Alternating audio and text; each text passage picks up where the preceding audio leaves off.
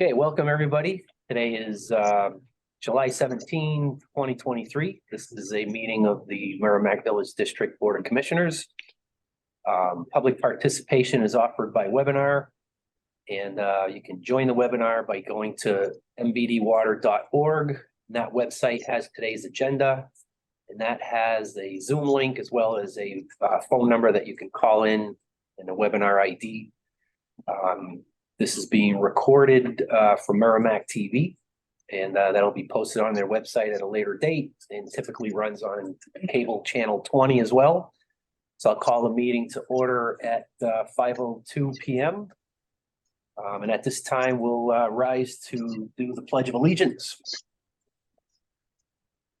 Pledge allegiance to the flag of the United States of America and to the republic which stands, one nation, under God, indivisible, with liberty and justice for all.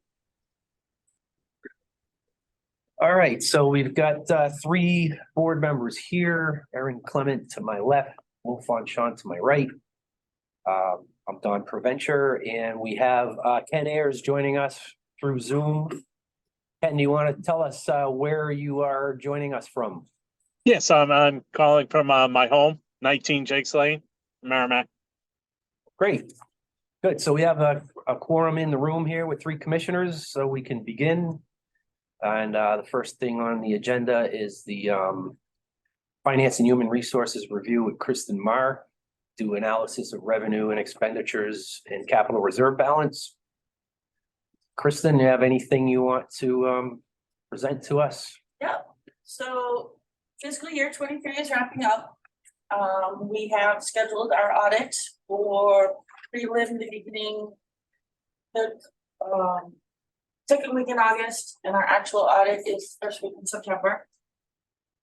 The financials that you have been given do not include any audit entries as of yet, so they are very preliminary.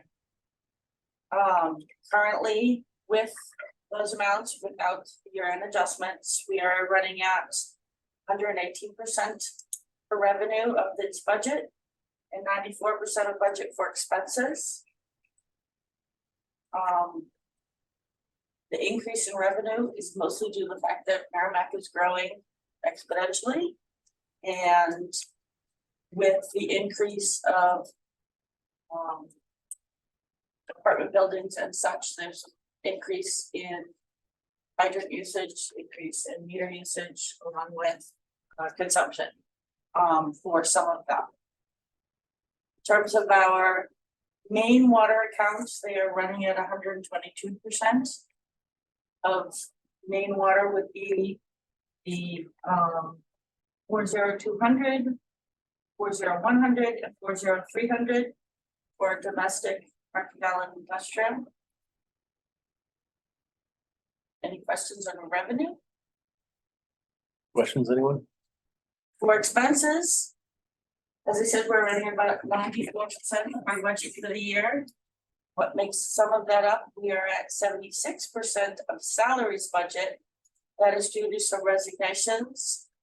We were down one tech for the majority of the year and some internal moves. Health insurance is about 84% of our budget. That is due to when we do our budget, we do factor in some potential life changes, marriages, growing families and such. They just weren't recognized this year.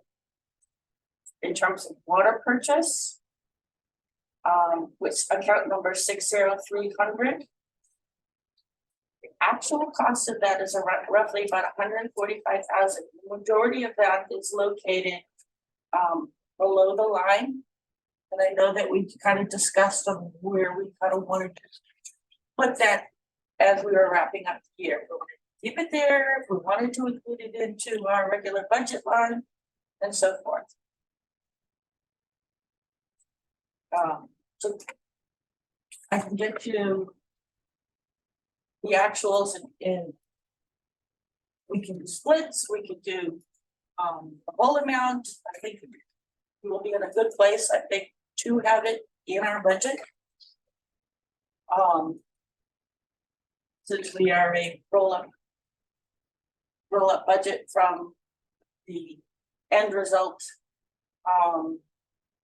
Considering what we are coming in for revenue, what's going in for expenses. In terms of our R&M accounts, which are 70050 to 70750, I had done that. Also line to show you that we were moving around account numbers to better give us a detail of what exactly we are spending our money on for those R&Ms. As Wolf had mentioned, we are doing a lot more preventative maintenance for our R&M accounts. So they may not, each budget line itself does not necessarily correlate with what we spend, but overall, it rolls in at 12 grand under budget after we've received the grant money for the source water. Any questions on expenses? The salaries that we're below budget on, Mhm. are all positions filled now, or are we still looking for anybody? We are going to see how things work out. I think I'm comfortable where things are sitting right Yeah, now. that's kind of what I'm So asking. we are down one person in that office, but For next year's budget, it was budgeted to have 2.5 for finance and HR. And I don't think we'll get that. The goal really would be to reduce complexity, and that's part of the monthly billing, right? So all the accruals and deferrals and all of that is all gone. So that's where the extra cost for those who listen, Yes. for the monthly billing is paying back, at least in part. The where do we stand with overtime right now for for operations versus administrative staff? For the most part, for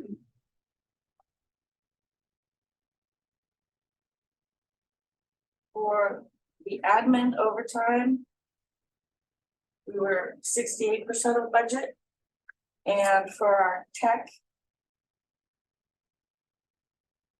we were 2% over budget, so 102%. We had 8 mainline breaks this year. And the end of the year, we also wrapped up with installing a hydrant that had significant overtime. That would have been my next question, actually. So if we have like an overtime event or an after hours event on Tuesday, are we responding by scaling back hours on, the later part of the week a little bit, or do we just? no. Yeah, okay.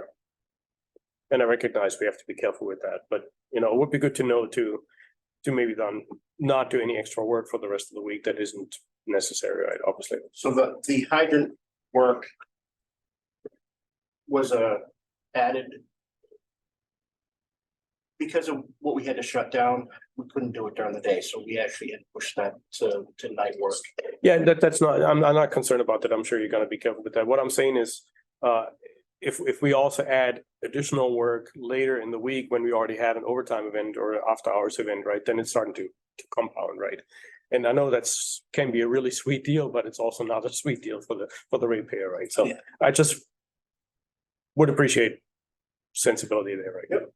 If they do schedule anything, it's Yeah. if anything, it's once a month or once a quarter for that main thing we know about, obviously mainline breaks.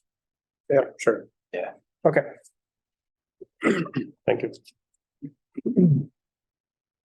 If you go to our next report, which is the fund balance report.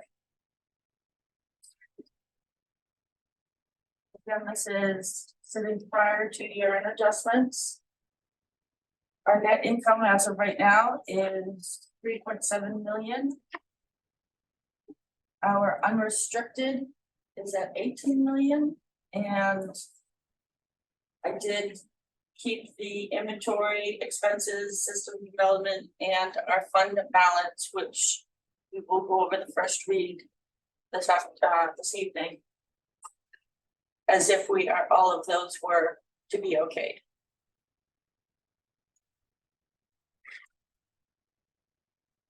Questions on those? I have a general question. Yeah. Last year we had a finance liaison. that was attending audits and audit reports and together with the admin staff, the finance staff. That was me. Oh, okay, I'm like. And we have, It's like, what's no, this? just like we have a staff liaison, right, normally. Quiz? That was a request that was made to basically connect the auditors with the board. Separately from the connection that the staff would provide between the auditors and the board. Okay, We haven't talked about that this year when the year began. If I recall, I don't recall I don't remember.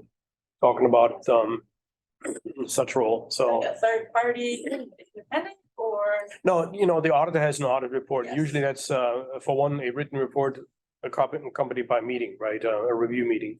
And normally, not normally, but last year we had said, I think actually for the last 2 years, we had said it would make sense for the board to have a representative at that auditor meeting, at that last briefing, at that wrap up. Yeah. Just because it allows for the board to get a first-hand review of the auditor, yes, except for, instead of a second-hand review. And when we, after the elections this year, I think we never did that. I don't think it's a defined role. I think it's something that we had established 2 years ago. It's just something that I did. And it was not really a whole lot of work. And that doesn't have to be me, right? But I think that was actually a good idea. Just to hear firsthand what the auditors have to say. Sounds like you're volunteering. Oh, no. Well, I was wondering, I'm like, you're volunteering. that would be for you, wouldn't it? What? If you want me to do it, Didn't already have. I'm gonna have a giant learning curve, but it'd probably be helpful for budget season. Hmm. If I were to sit in on audit stuff, if Kristen doesn't mind 500 questions, not the least. I am It's really- happy to do it. And the auditor basically tells you what they think about what we do Right, here, right? right. But the suggestions are, usually the suggestions were very, very minute ones. And as you said, it will be very helpful to you coming Yeah. to you start discussing budget. Right, yeah, I would be fine with that. Unless Ken is dying to do this. His is stuck on, I wonder why. Ken, you're muted if you're dying Yeah. to volunteer. Well, I think I Go. appreciate that. No, I'm all set. I think it's uncalled for. Oh, so yeah, that's fine. I thought that was a good move to make sure, the role of the auditor is significant, right, in the board. Right, yeah, We wouldn't hurt to get them, but not because of any mistrust by any means, right, but just for clarity purposes. Yeah, that works for me. appreciate that. I think I'm good with that and sure everybody else is, so. I guess keep that on the radar when the time comes. Yep. Good. It's like an hour work, basically. Yeah, that's fine. It's probably more flexible because I can get here during the day anyway. Our auditor loves to talk, so it may be more than an hour. That's fine. Yeah, reel them in. All right, anything else? Any other items that you wanna? Just in terms of trust funds. The next report, we're looking at about 5.5 million. After, that doesn't include our June activity. I'm working with Mr. Christensen to try to get access to get statements, because we don't get them until like 3 weeks after I give the financials to you. Huh. So they're always missing that data, and it's pretty pertinent data. So I'm trying to see if he can at least email me a copy of the statement before they come in the mail. But through May's activity, we have done the request for the trucks and 4 and 5 Wells final transfer from capital that you had approved back when that project started. So that project should be done in terms of anything for loans, grants, and capital reserve. So after all of that, then we have 5.5 in the trust. Again, ending May 31st.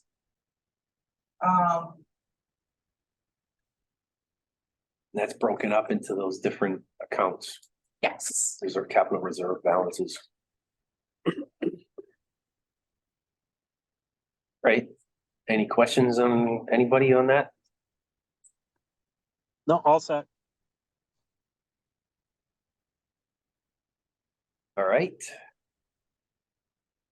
Uh,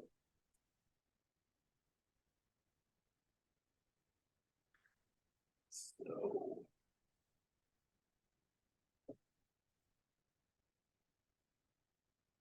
Do you want to get into the action items, Kristen, or you want to do that later?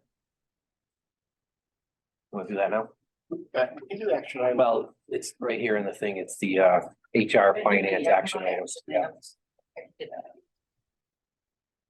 So, action item 74, rate discussion, you guys voted to send that to public hearing. Right, 7 o'clock tonight. Action item 75, capital reserve fund policy. That we've started providing that, the capital reserve activity report as part of your financials. So I think that one pretty much is closed. So I'll continue giving you that report monthly. Action item number 75, fund balance policy, we'll be reading. Yeah. Shortly. Yeah, it's on the agenda for tonight. I did amend it as per your request to start with 33.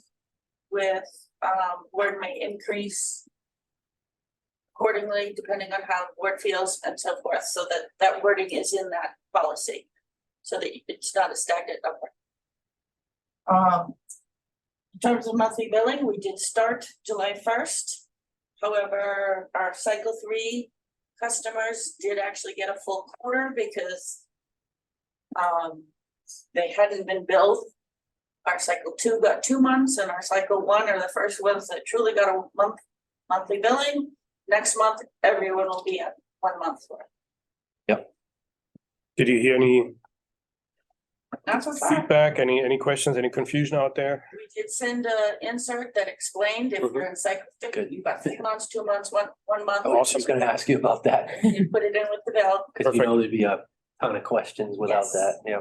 Very good. We try to preempt. Yeah, that's the calls. thing, yeah. In terms of our portal, we have 42% signed up. Our e-bill only customers were at 13%, and our auto pay customers are at 13%. So again, once everything kind of settles down a little, we'll get a true marketing campaign on getting everyone on e-bill. Good. All right, any other questions, or we can move on? No? Are you good? Kristen, with that, I am everything? All right. Great. All right, so that brings us into the regular session, and first on the agenda is Board of Commissioners to discuss the watershed planning project with Jamie Emery and Garrett Investigations. So Jamie, you have the floor. Wow, it's been that long, huh, Don? Thanks. I thought I'd do a quick, just want to say hi to Aaron. I don't think we've met before, but glad to meet you. And I thought maybe it might be helpful just to quickly, just 2 seconds, give you the rundown on the grant that we did with the signs. We have a number of grants that are ongoing with New Hampshire DES, and a couple that are just about to be initiated.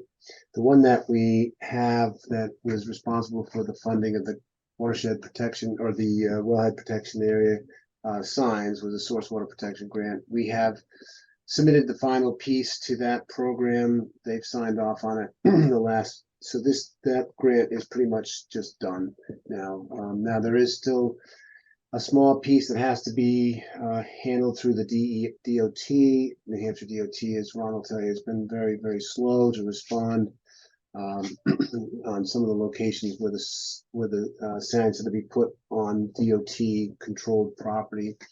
But the DES has decided to move forward and close the project while the last bits are being negotiated with those signs. So that's the good news. That grant has been pretty successful, and I'm really happy to see now that you've got these nice signs all over town identifying where the wellhead protection areas are.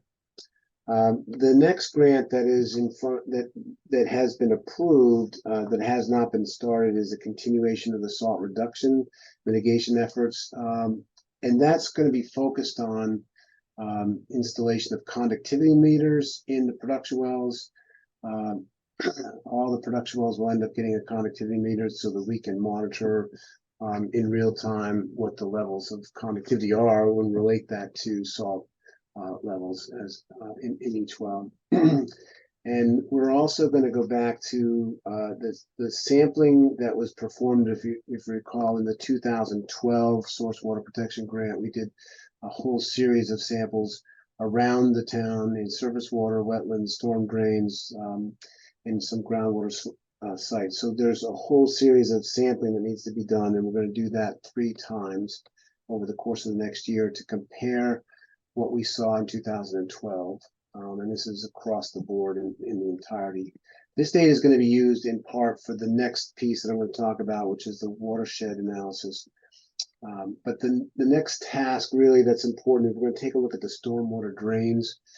Some of the stormwater facilities are not functioning properly, particularly the one I think down near well 4 and 5. So this source water protection grant is going to take a look at that stormwater drain, and then ultimately put together a document that shows, and that's going to have an engineering design that will focus on how does that get repaired.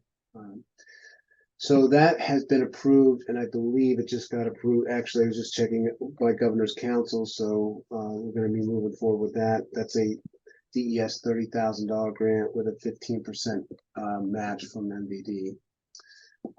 The next one that's kind of a bigger project, and this is the Watershed Assistance Program. So the state approached us, MVD and myself, and said, look, we are looking for an example project that we can have in the state of New Hampshire that takes salt and tries to do a salt reduction program on a watershed or portion of a watershed basis.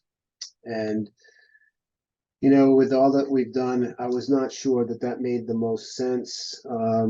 We talked, you know, Don and I talked a little bit about it, or quite a bit about it, but also Ron and Jill, and we talked to the state. They were relentless in trying to get us to consider this. And so at the end of the day, we ended up putting a proposal in.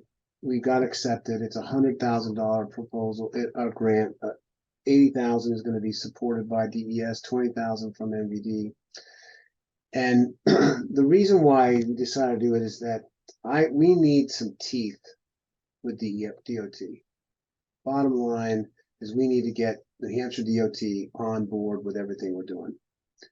And we need to continue to get EPA support for the work that's being done with the salt reduction. And this watershed approach is an EPA supported event that will by default require DOT to participate. So in my view, it is the one hammer that we haven't had in the past to move the dial forward in getting New Hampshire DOT to buy in.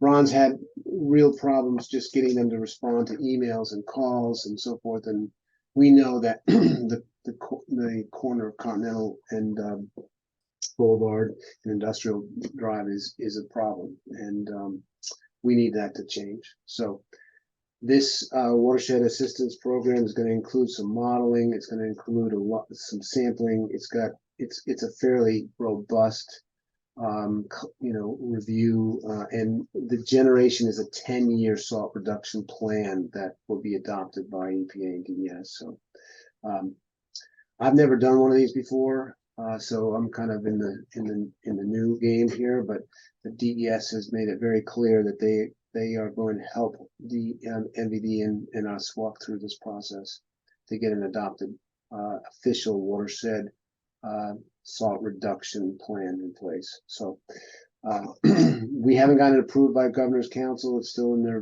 review. I expect that'll happen pretty much, anytime in the next couple of months. So that's that. Those are those three. So in total, you've got, I think, $140,000 or so that's come in from DES or various agencies and grants, and you're probably going to have 30, or you're going to have $50,000 in on your side, on all the signs and connectivity meters and all the projects that we're working on. I mean, this salt reduction thing is something that we have to do because you've just invested money in well number 9. You've lost well 3. You know, I wrote the article that DES has printed or published that treating for sodium chloride exceeds that for treating PFAS, VOCs, and 1,4-dioxane because of the process. And it's like taking a 16 penny nail with a child's hammer. You know, it just takes us a constant tick, tick, tick, tick, tick, and eventually the 16 penny nail will get in, and we will succeed in getting the salt reduction done. I feel like we've made a lot of progress with the stakeholders like Fidelity and others that are moving in the direction of no salt in the wellhead protection areas. But we've got to have everybody on board because it just takes one bad storm with everybody just double salting, and we've got to stop the process.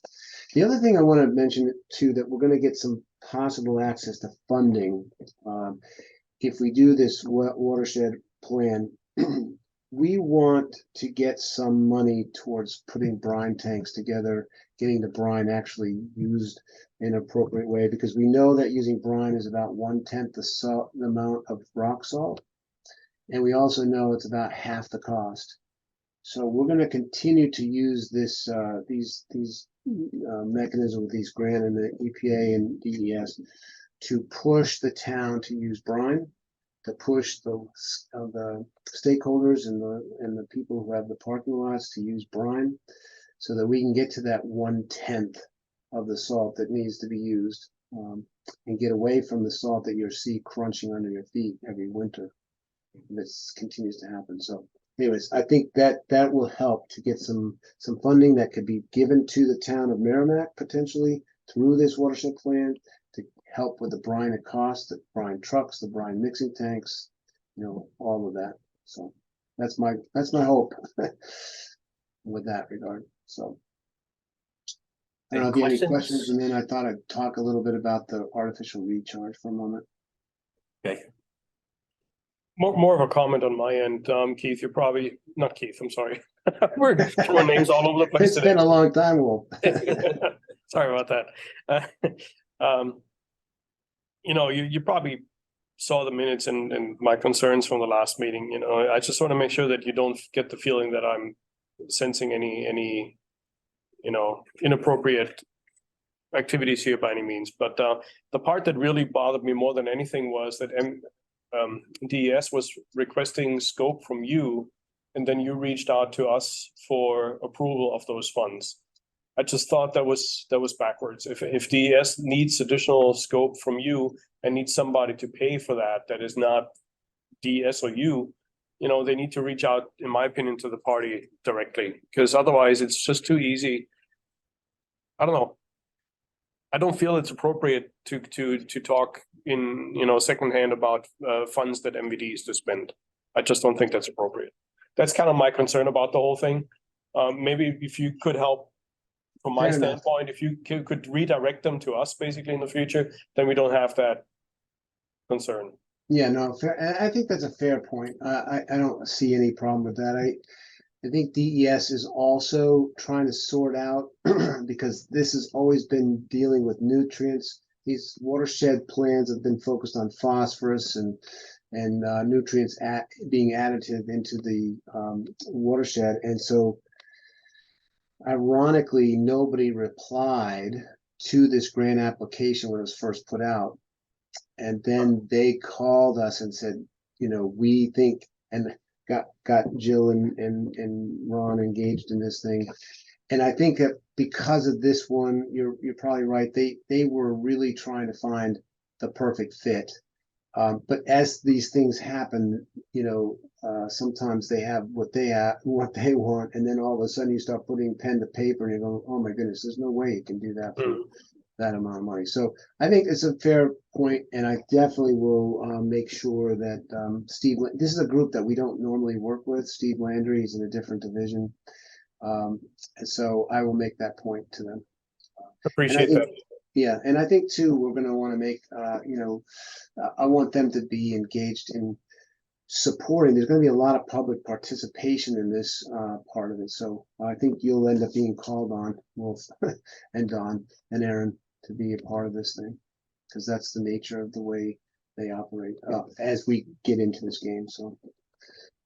But I think it's great that all of the, participation and communication we have with DES, it seems to be paying back because, for Yeah. them to reach out to us Yeah. and say, hey, we've got this grant. We think you guys are the perfect ones. They've given us grants for PFAS treatment, and I think staying connected with them, with all the different people at DES is definitely paying back. So, and I know, you're well respected by them and have a good rapport with them, and you know them very well and they know you. So, I think that's the right guy that you're the right guy to have, kind of, on our behalf, basically. So I like appreciate, seeing no, that. I think you're right. I mean, I really think that the DES, and of course, wasn't the case 10 years ago, but I really think DES considers MVD to be a very responsible party, right? And so because they consider you to be a responsible, I mean, when I say responsible, I'm not saying liable, I mean Yeah. responsible. That you are, that you've taken on all these challenging conditions and issues with PFAS and salt in a very direct and important way to solve problems as opposed to talking about them. So I think you get credit for that, and that is probably why they came directly to us about this money, because it's a lot. It's not a small amount of money. I mean, $80,000 is $80,000, and Right. for a gift. So I think you're probably right, Don, and I think that's good. That's helpful because they're going to continue to help us. Right. And I know we have to put, for this last one, we have to put our 20 grand of our MVD money into it, but that buys us $100,000 worth of grant money, It might buy you $1 million down the road. I mean, to be honest with you. Well, that'll be When I good look to at actually this, yeah. see infrastructure, and if it opens up doors for the town to get some grants to actually, that's where it's gonna make a difference, is what we're applying on the road. And I know the town's been trying to do certain things. But the fact of the matter is the salt is still going up in our wells. So we gotta continue until we see that trajectory reverse. And so I think it's important to do that. So one question I did have is, I know you mentioned it kind of forces the DOT to come to the table by bringing the EPA and the DES into this. Is the town gonna have input into this as well, representation and attendance in this as well? Is it 100%. like a requirement of the grant to have them come as well? Yeah, so what's going to happen is the stakeholder meetings and those things are going to start merging together into this watershed plan. And that's going to require both the town and Public Works and DOT they're going to be required to participate. So, and they'll be, yeah, I mean, that's my understanding in the conversations I've had with DES. That's just going to give them an upper hand to make that happen. Now, I'll be interested to see if that actually works, but that was a trigger that said to me, this is why we should do it. Right.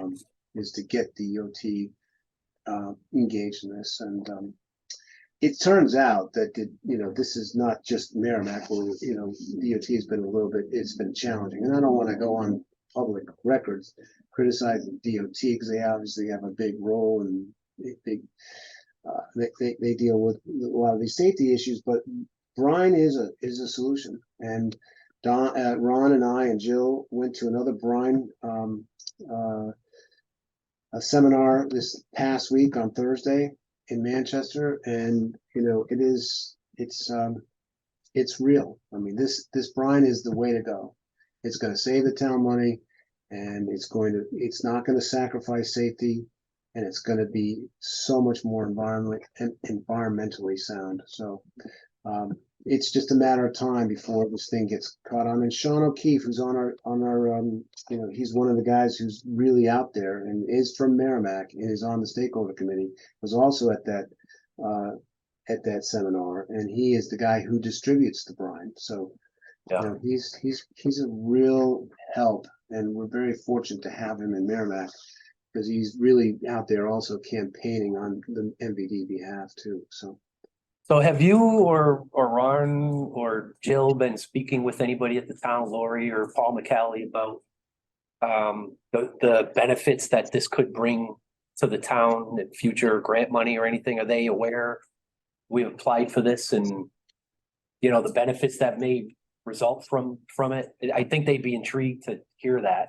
So, And we've had, actually, I believe they've seen the presentation from, the Brian guy, I can't think of his name. From Daniel Gillian.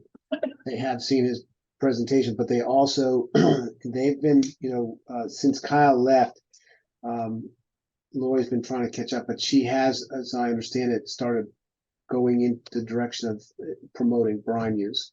yeah, So that's helpful. And I have not specifically directed my conversation about this new grant, but I thought as soon as we get closer to this, we will definitely bring her and Paul into the game for this discussion. all right, good.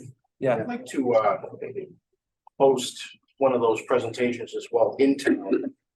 I think it'd be good, maybe we do like an invite only. I don't want to say only, but just invites basically to anybody within the town, contractors, town officials. yeah, To actually see the presentation and see the equipment. And so I'd like to do something like, August, September-ish, maybe if I can. I did mention to Sean already that I'd like to do something. He was for it as well. right. So Well, I know we sent out a doodle poll for the SALT committee that we've met with in the past to try to get something going again, which I think was in August. that was August as well. Right. So I don't know if some of this topic can be discussed there. And maybe we reach out to someone, make someone from the town, make sure they attend and just kind of like present it to them and see if they have any questions that we need to follow up with or anything, but yeah, that'd be good to keep that in mind. All right, anybody else have any other questions for Jamie on that? Hey, one other question I have is, do we still have any of those aquifer protection signs left, or are they all out already? No, we still have we have some left over. Okay, I'm thinking like, if they're probably gonna get hit at some point in the future, and if there's a place that we see maybe that there's one missing and we want to add one or something like that. I just didn't know how we could go about getting more of them, but do you know about how many we have left? I'm guessing 10, but Oh, yeah, okay. something like Right. that. I can find out. I get you. Yeah, I was just curious. But yeah. All right, everybody else good? Then we can move on. You said you had a little bit to go over on Yeah, artificial on the recharge. Yep. Let me share my screen. Can you see me? See my screen? Yep. Okay. So before I just went on, I wanted Aaron to realize that we published this past year this article about if you can see that on the issues in Merrimack about salt, and the title was "What's More Expensive to Treat Than PFAS, VOCs, and Metals Combined." And it basically went through some of the problems we're seeing, like for MVD3 and the change. This is the chloride rise over time since 1992, and the sodium, and why we're obviously trying to reverse the curse here. But that's been published, and it basically has gone beyond just New Hampshire. It's gone throughout New England, and there's been a lot of discussion about Merrimack to a positive end. So just wanted you to be aware of that. Let me get rid of that now and talk a little bit about artificial recharge. I'm not sure if Aaron is familiar with the artificial recharge process, but I'll just give you just a Reader's Digest version. We create these basins, we pull water out, and I'm going to go to the next one. We pull water out of a river, like this would be Merrimack River. We put them into the basins. We allow it to infiltrate down, and the water essentially flows down towards a pumping well. This is the Kona Depression. And in Dover, for the one that we're building or we've just built, this is something that continues to protect a plume of PFAS actually that's over at a landfill. So we're separating out and creating a hydraulic protection as well as a recharge mechanism for the water that's coming out. I don't know if this is something you can see, but you guys, everybody else on the board has seen this before. But let me just throw this, it's a minute. Let me just throw this on for a second. See if you can, if it'll full play. Can you hear that? Yeah, Can you hear I think that? so. Can you hear that? No, No? Okay. I'll just let you look at it.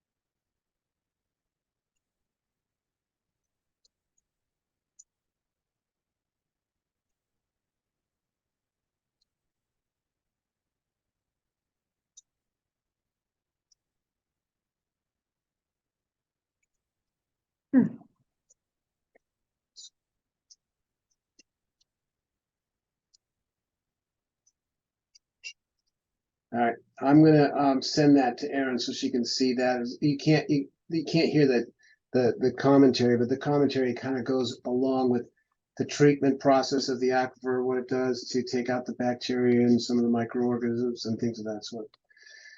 But this is well 4 and 5. This is the area that's created as a cone of depression around 4 and 5. And groundwater flows perpendicular to these blue lines towards wells 4 and 5, right? So what we're trying to do is take water from the Merrimack River and dump it into this zone of contribution so we can enhance the overall yield of those wells. And we did a study in 2019 that basically concluded that it was feasible to use artificial recharge to supplement the groundwater that was being withdrawn from those wells. And the supporting evidence was that the Merrimack River provides essentially a very reliable source of surface water, even under low flow conditions. The superficial deposits near the surface and deep within the aquifer near 4 and 5 are composed of really good sand and gravel deposits, which allow adequate infiltration of the surface water and deep migration of the groundwater towards the existing production wells, while still providing a substantial filtration. And then we determined that when we did a test in 2003, that the permitted capacity of wells 4 and 5 is around 870 gallons a minute, which is about 1.26 million gallons a day. But in reality, the recharge that's available to those wells, based on what I just showed you here, the capture zone for this area will only support about 420 gallons a minute, or about 600,000 gallons a day. So even though the wells are permitted at a higher rate, the recharge, natural recharge, is only able to provide them with half the amount of water. So the thinking here is that if we move forward with bringing in water from the Merrimack River, which would be something like here, we had done an evaluation of where would you bring surface water, and I'll just blow this up a little bit. You can see, sorry. You can see that we had a couple of options. The closest one on a permanent basis is the Merrimack 1, which is about 1,380 feet. would come take water from the Merrimack River and run it into these basins that we create here. And then the other is to, the other Merrimack option is to run it up from the north and come under this cul-de-sac and down, or stone culvert and run it down. And then we had Babusick opportunities. We had a Sohegan River look, but the Merrimack is clearly the best choice for the opportunities to bring in artificial recharge. So what we're faced with is a dilemma. This is the railroad that comes through here. And that railroad is challenging because we got to bring a pipeline underneath it. And that challenges us from even the pilot test. What I want to show you is that there are monitoring wells that have been developed around this area, and we have actually identified the areas that would be most capable for artificial recharge basins. So if the water was brought up from the river, we drop water in here, and in here during peak flow or moderate flow in the river, and allow that to infiltrate and come into wells 4 and 5. Now, with the issue of not being able to get under this railroad bridge for the pilot testing, which would be necessary, Ron and I have been talking about bringing the pipeline, in from this location right here and bring it down about 2,800 feet to get to the basins here. And we would do it by a combination of some pipe that we have, 6-inch interlocked temporary pipe with maybe some HDPE pipe. So the advantages then here, if this does work, and there's a lot of work to be done, there's going to be some hydrogeologic pilot testing, there's going to be a lot of water chemistry analysis, and there's going to be some groundwater modeling, and we got to get the water there to demonstrate that this is a valid and reasonable option. The cost is going to be around $350,000 to $450,000 to get all that done and come back with a really solid plan. And what I've done here is to kind of put the advantages. Let me just pull this up. The advantages of using the artificial recharge, if it does work, which I think it will, it would enhance the overall yield of 4 and 5 by as much as 660,000, but maybe 600,000. The addition of surface water from the Merrimack River will help to dilute the increasing concentrations of sodium and chloride. Of course, we're trying to do that in a separate path, but the Merrimack River water will certainly help to dilute the sodium and chloride that we're seeing in 4 and 5. And then the use of our AR should reduce the concentration of PFAS compounds found in the water pumped from 4 and 5 that have been identified during early studies, because you're going to get some dilution from the river itself, which will then increase the length of time the carbon filters have to be replaced. So, and lastly, I think it's very important that the MVD will be able to use existing infrastructure in existing pump house and pumping treatment facility and their own land. So ultimately, there's a lot of advantages here. Now, Keith and I spoke this morning. He said that in the capital improvement plan that he has, while you have a 3-year window buying water from Pennacook, and that 3-year window, we need to come up with a solution, or at least another source of water that's going to be, what we consider to be viable. And so the two that are on the top of the list, in his opinion, is the Mitchell Woods and this artificial recharge. So clearly, it's at the top of the page for consideration. It's a fairly significant amount of effort and money to do so, but I think it's doable. And I guess the question now is, is the board ready to? We have talked about it in the past, putting a proposal together, but there's been some concerns about whether or not this really was in the top tier of for capital improvements. And I think, Keith and Underwood have kind of gone down that path, looked at it hard, and I think at this point they consider this to be one of the better options. So I guess from my perspective, I'm going to stop sharing for a moment. Yeah, I think if I'm remembering correctly, there's a scope of work for Underwood to do a more refined cost on this, Yes, as well as Mitchell Woods. Yep. Like I don't know, 30 or 50% design level type of thing, if I'm not mistaken. And I think that's coming due. I'm hoping to be presented. I don't know that they've got into it much. they've been into it. All right. Get into it. I did walk the property with Pete and another gentleman from Underwood. Come up with some location for pump houses and that kind of stuff and. Yeah. So they're definitely into it. They did actually walk up, went out to Mitchell Woods as well. Okay. Yeah, so I think, I'm in no hurry to put this together. I just wanted to make sure, I just want you to know that I'm willing to do that if the board says yes. right. Is there anything in that scope? You said 350,000 to 400,000 that we're doing that you haven't had to do on other projects? Are we doing anything more than anything that was done in the past? Is there any way to kind of try to knock those numbers down or? Well, the biggest change is that most of the projects we do, we are taking water directly from the river right nearby. So like in Dover, we're taking it right out of the Bellamy River. That's, when we did our pilot test, which is only, less than 300 feet away from the source. And this is going to have to run 3,000 feet of temporary water line to get water into those AR basins. And also, I'm assuming with that the town, I talked to Ron about this, that the town would actually be able to create some of those artificial recharge basins.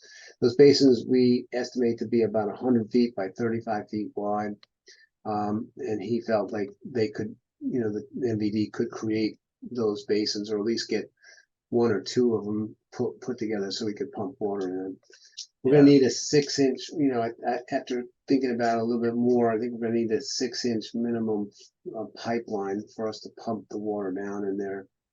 And it's gonna take a period of time because we're gonna fill those basins and then refill them and refill them. But there's a lot of testing that has to be done, both on bacteriologicals, microorganisms, total organic carbon. What happens with the carbon that's in the surface water?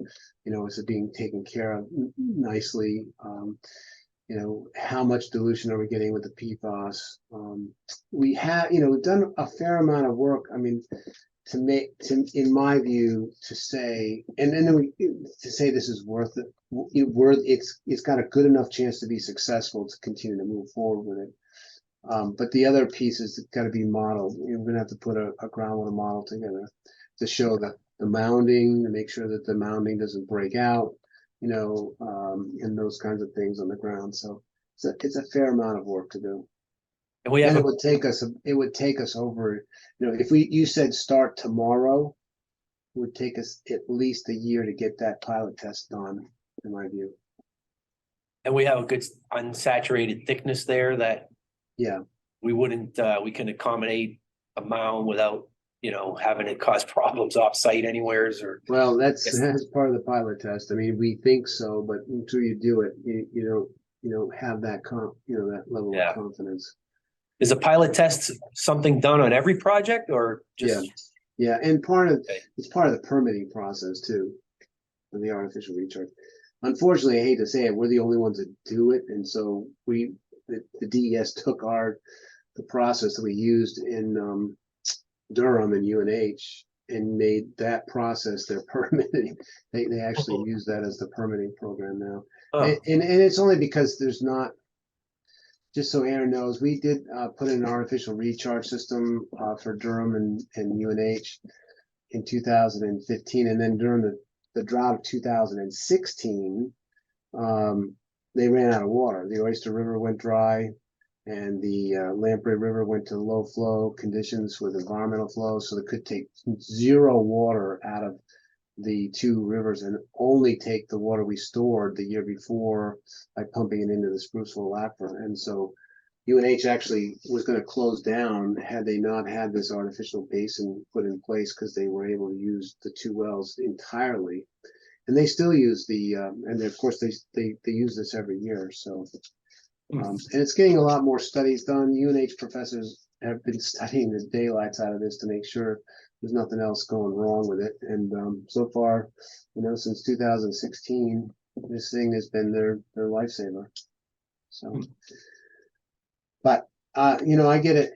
I think until I actually pull all the numbers together with Ron on the temporary pipe and what we would cost to the AR basins, I'm just giving you a range of 350 to 450. I think, but at the end of the day, if you come up with 600,000, another 600,000 gallons a day, it's another 400 gallon minute well. If that's how it's going to work, it's a pretty good deal. Yeah. I know our treatment capacity at wells 4 and 5 is actually 1,000 gallons a minute. I know that's more than our permit. We'd have to kind of rectify that, but. Well, right now we're only pumping about 400 gallons a minute combined. I think you're getting about 600,000 gallons a day. But Yeah. like you said, yeah, we'd have to rectify that. And I think last time we spoke about that, Peter Pitsis mentioned that would not be it would be doable. Yeah, Get up to 1,000, okay. So. Quick all I'm question, looking Jamie. From you is not a vote tonight, but I'm looking from you to, unless you wanted to vote to ask me to put a detailed proposal together, I would do that. Or I'll wait till you get the numbers from Underwood and then do the proposal. Jamie, question. Sure. From what you said, it sounds as if there's certain testing that we need to do with the surface water. But I believe there's also a certain, actually probably substantial amount of testing that could be done with any water, right? So have we looked at, and I know it's a huge waste of our water, right? But we're doing pretty good right now. More than enough right now. More than enough now. Sure. So, and I recognize it, next year might be different, but would it make sense potentially to put the piping, on the back burner and see how much of whatever testing we need to do, we can do with our own water that's coming straight out of 4 and 5? Yeah, So I mean, I good- wonder how many Like percolation rate and so on and dilution, That's a good question. I mean, that would answer a part of it. Because what we would need to do, that would answer whether or not the basins can handle the water and there's no breakout, right? Dilution. It would help with some of the dilution issues, but it Yes. will not help us with the total organic carbon sure. and the bacteriologicals and all the things that surface water are made of. And that's really one of the key elements. I couldn't go forward with a permit without. End up having to do it twice anyway.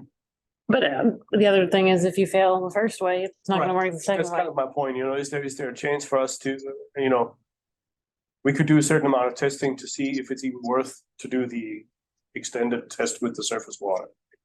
I guess that's my point. Mm. Aaron's right. We'd end up doing this twice. Yeah, for sure. Because, but it would be, I mean, I could probably put it into 2 parts. Part A is, pumping. Ron, how close is the hydrant there? We can take it right. I mean, there's a hydrant that we could tap right off the well. Yeah, there's actually one on the corner.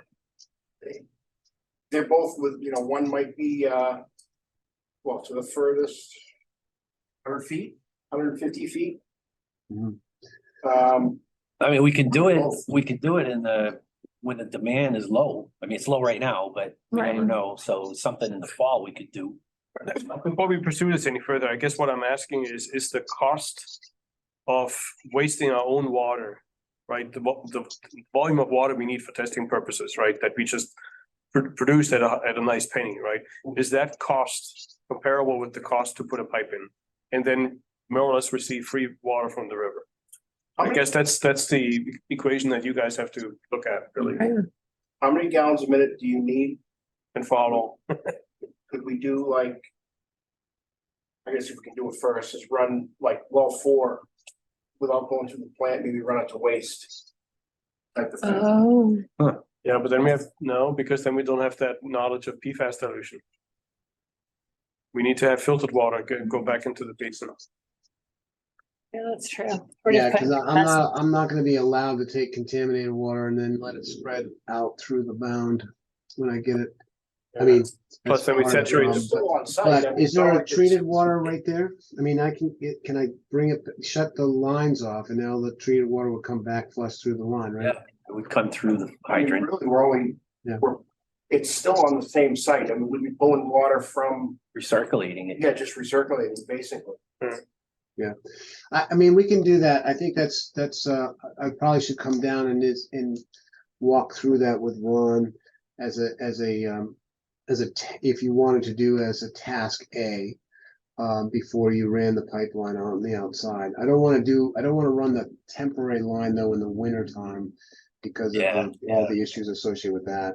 So, which is okay, because we could wait till the spring to put that other line in if you wanted to, but we could get this temporary done with the clean water and see if it mounds properly. Because mounding is part of that equation. I think it should mound properly, but I'm not opposed to that process. Ultimately, it may end up costing you a little bit more when it's all set. Oh, it will cost you more at the end of the day. But if you have a fatal flaw up front, then you've saved, some money. So. So I remember, it's probably, I don't know, 15 or 18 years ago, your colleague, Peter Garrett, did a presentation a long time ago. Yeah. And I don't recall him doing any pilot testing, in the field. It was column tests. They kind of took the sand formation and packed the column and put river water through and Right. determined the water coming out. How did it remove the TOC and Right. organics and all those other things The that, problem with the only problem with that is the only time we did that, they didn't build the AR. oh, So I don't really? know if it was effective. All right. Every other time has been, but good. Your memory is very good, Don. Yes, we did that in Newmarket. So, Yeah. in part because we couldn't get it was just too costly to get the water from where we wanted to go. And Okay. we did some column tests on that. And unfortunately, it appeared that it would work, but unfortunately, we didn't do the pilot test, so we never got that thing. It never came to. You never fruition. validated it, Never basically. validated that. But that is a possibility. And put 20-foot columns in and run the river water through it. So, I mean, I could do, add another element to that and then do the column tests and see if that actually works and then go from there, and then if that doesn't, we're still gonna have to go to a pilot test ultimately. I guess I'd like to see it costed out both ways, just running the one pilot test versus breaking it up into doing different segments, because Sure. if it's successful and it's gonna end up costing us 600 grand instead of 4, Yeah. well, maybe we should just Just bite go- the bullet and yeah. go for the, It's kind of what we did with Yeah. well 9. If you remember, we sort of streamlined that process and I think we saved time as well, so. Yeah, that was a little Anyway, different. I was a little more confident putting in the 12-inch. Yeah, you were. That's a good But point. we did save a step there. Yeah. Those deposits were so good. I mean, not to get too far off, but Aaron, the deposits we developed, the well number 9 is some of the best stuff we've ever seen, right? It's rare to pump 1,000 gallons a minute and have whatever 25 feet of drawdown and what. so how lucky are you guys feeling? I know. Well, and looking at how much we can have our guys do, putting in the temporary main and stuff like that. Right. Digging basins and, how much can we do on our own to help? So, Yeah. mitigate the Jamie, cost? in your history, how many of these have you done So successfully? we've done, we've got a number. Yeah, what are the odds? Yeah, the odds. Well, we've done 2 full ones, and we've designed more. It's hard to find a system that you have a big surface water supply next to a well like this. This is kind of, there are not that many opportunities, and it seems like for whatever reason, we did the big project in Manchester where we did the directional drilling underneath the river there. Oh, yeah. And that's a 7.5 million gallon a day supply that goes into the city of Manchester. But we have a big, 12-foot diameter borings on the side of the river, and then we have horizontal wells that go out underneath the river, and the water infiltrates into those wells that get pumped out. 7 million gets put into the Manchester water system. But we don't have, unfortunately, deposits at Merrimack River are finer grained than they are down in the Manchester region, so. Yeah, I was gonna That ask was you a- if it ever, any of your pilot tests that you've done, if it ever didn't Failed. work. Yeah, Not yet. well, that's good. Yeah, We not wouldn't yet. want to be the first either, but No. you know, just trying to gauge a level of comfort here, I guess. Yes. Well, the hard part is this is the delicate dance you play, right? The more coarse the material, the more likely it's going to fail because the filtration is less, right? Yeah, So yeah. you want to, but the finer grain the material, you can't get the water into the system because it won't infiltrate fast enough.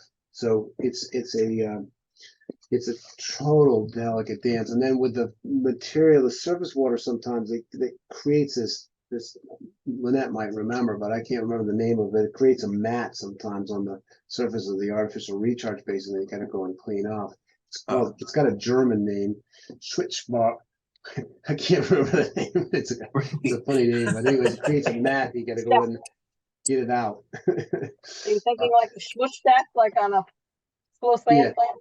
Yeah, exactly. So, all right. Well, I think it's fair enough, Aaron. I mean, and Wolf and Dawn. I mean, I'm happy to try to carve out some rough estimates for both ends and have you take a look at it. And I just need a little bit of time to do that. I probably don't think I can get it done in a month's time, but in the meantime, is Underwood going to have those numbers then maybe in September? I can find out. Okay. I thought the proposal was July and we asked them for June or something. I mean, we advanced it. We did. But obviously, I know everyone's kind of I pretty busy these days, so. But you're right. I mean, we got 3 years with the Penachuk agreement, and the whole thought process on that was to have something in place or ready to go, Right. you know? 3 years. I mean, we could extend that, but I'd rather, you know, with all the rain we're getting now, I'm feeling like we didn't even need it this year. Yeah, But that's another it's story. just bad luck that you're buying water when you got as much rain as we've had. Right. But- All right, well, that's helpful. No, that's good to bring that back again. Okay. We're really Well, talking I'll about it. start thinking about if they can get those numbers. I'll try to get something to you maybe in September, for some real numbers on this thing. Yeah, okay. Okay. Good. All right. All right. Nice Any to other meet you, Aaron. questions, Jamie? Nice to meet you. All right. Thanks, Don. Thanks, Wolf. Thanks, All Ken. right. Have a good night. All right. See ya. Bye, Jim. Bye. Okay, so. Right on schedule here. Yeah, 5 minutes ahead, actually. We'll blow that yet. How often does that happen? Okay, number 3 on the agenda, an update from Underwood Engineers regarding the possibility of adding a polishing treatment for the smaller PFAS chains. So we got Lynette from Underwood, Lynette Carney. How you doing, Lynette? Good, how are you? Good. So, yeah, I just wanted to update you because we kind of dove in and we've started working on this and, just kind of wanted to make sure you guys knew where we were at and see if you had any feedback or direction. So far, we've basically just been contacting media vendors and kind of getting a whole bunch of information from them of what they have, how it works, looking to see if it would be a good application for polishing. What's coming up is several of them have other ideas, like we should use it in lieu of the GAC because they think they have better treatment. In one case, I think it was Purolite suggested interestingly enough, Purolite was suggesting using the resin first to do the heavy lifting, as he said, and the GAC as the sacrificial polisher, because neither GAC nor resin has great, length in terms of those short chains with the PFBA and the PEA and the HXA. So you'd be changing it out a lot. Would it make sense to be changing out the GAC, which is much less expensive than the resin? Another resin manufacturer we talked to said, oh, no, definitely, leave the resin on the end as the polisher because it's expensive and you don't want that doing the heavy lifting. So, so far we've talked to Calgon. They, as you know, they have both resin and GAC. We talked to them in terms of the resin. They would like to see their GAC in there first. They feel it has better removal capability than the GAC we currently have in there. How much, we don't know. We'll see when they send us their information. They did have a couple of good ideas though. One thing they said, we could swap out the lead vessel. One vessel, I'm sorry, swap out the lag vessel to try the resin without any capital cost, right? So you can keep your GAC in the lead vessel, swap out your lag and put resin in it to kind of try it out and, kind of get some data, gauge how well it's going to work, what you're going to get for life, that kind of thing, without putting in vessels. Anyways, it was kind of an interesting thought. The other thing they thought was you could, without as much capital cost, put in one polishing vessel instead of, doing a lead lag and polishing also, which is kind of where we were thinking. I told you Purolite wanted to kind of flip the process around. We've also talked to Dexorb, which is a novel adsorbent. And today we just talked with Fluorosorb, which is another novel absorb. Yeah, you know what I'm talking about. Adsorbent. The Dexorb is made from a corn or potato starch initially. That's their raw material. The Fluorosorb, we'd actually talked to the Fluorosorb back when we were doing the RSSCTs on 2 and 9, and we're trying to get them into the RSSCT, but we ran into some issues with their non disclosure agreements, whatever they call them, making it proprietary and all that sort of thing. So we never got them into the RSSCT. But they've been doing, that was three years ago. Now they've got a lot more data. They've done a lot more pilots. They have, I think, a full scale plant running. Anyways, it's a bentonite based product that they modify, treat to make it so that it's like media and it doesn't absorb water. They make it hydrophobic, and it has a good affinity for PFAS. So what we've done is talk with several of those vendors. We're sending them raw and finished water data. Raw, so they can look at it, the ones that are saying, oh, we should use that instead of GAC, we'd be a great alternative to GAC. They can run their numbers that way. And then they're finished water because they can run the numbers that we originally asked them to of, okay, this is what we've got coming out of the GAC. How long would your media last in a polishing situation, and we can look at how much it would cost to change it out. The Dexorb media, they have pilot units. They would supply a pilot unit. They want to get data themselves. Both of these companies have done a lot of some piloting in mass and stuff. Anyways, they have pilot units, and they were like, oh, sure, yeah, we can deliver the pilot unit. You guys could hook it up. Have MVD grab the samples, ship them to Dexorb. They do the analysis in-house, so there wouldn't be any cost for the lab costs, basically, and start a pilot. So anyways, that was something I thought you guys might be interested in. I don't know, we can look into it further if you are. They can also do column tests and RSSCTs and that sort of thing. So They're the one company that we've talked to that was the most offering, I guess. You know, of, yeah, well, yeah, we can deliver you some pilot units you could use, you know, that kind of thing. So anyways, just a something that's out there. We've still got a few more that we're, you know, scheduling meetings with and stuff. One thing I did want to ask you guys for input on, Jill had sent me something and said, you know, she thought you wanted zeolite added to this.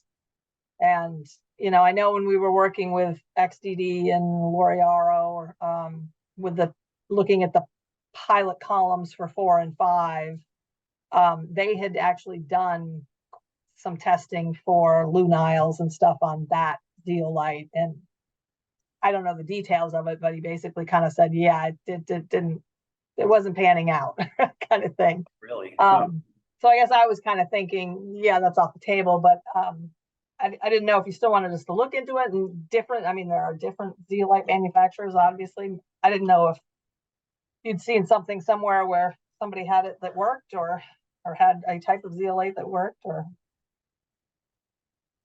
I'm just curious. This is Ken. I'm just curious. Have we ever gotten in touch with the gentleman from Zeolite? I know we have reached out, but we never seen they got anything from him, right? No, I haven't been able to get I've sent him a few emails and tried different emails. He was supposed to send me some stuff and then he just never did. Yeah. And you're not the only one who tried to reach him. There's multiple people who tried to reach him, so both his cell phone and his email address were off. So I know I tried it too. Huh. So I I know don't know. back when we were running our SSCTs and things like that, you know, there was a lot of talk and we kept saying, okay, send us the data, we'll look at your media, you know, and there was never any data that got Yep, sent, you know. yep. So I remember that too. I don't know where it went after that. You know, what this kind of feels like to me is if we could get those columns set up at wells 4 and 5, we could run 3 or 4 or 5 tests simultaneously. Yep. And if we want to look at the short chains, maybe we can take the water between the 2 carbon vessels. If we don't have short chains breaking through the lag vessel, we definitely should have it breaking through the lead vessel and maybe use that water for a column, you know, some column tests or something. Yeah. So I did give the go ahead to start having the column tests columns made. And it should be, I want to say this week. Really? We're gonna start this week, next week. What's that with some tubing and everything? I took the plans that we had. You remember what that was like $100,000, wasn't it, to have them do the? Yeah. And I know Brian had was pricing it out and stuff, but I just remember him coming back at one point going, wow, some of this equipment's expensive or some of the fittings and stuff, but I don't know where that ever landed. So we had Eric, he was he actually worked at 7 and 8 for the different contractors, did some work at 2 and 9. He looked at them, he gave us a quote, and I okayed him to start. So actually just putting We're gonna do 6 columns columns. together. Oh, nice. 6, awesome. He originally gave us a quote for 4, and then that came in at 32,000. And 28. So 6 columns is 32,000, 32,900. Sweet. So once we have that, then we can add whatever media we want to it and devise a test. And do you think we'd be capable of running those tests in-house?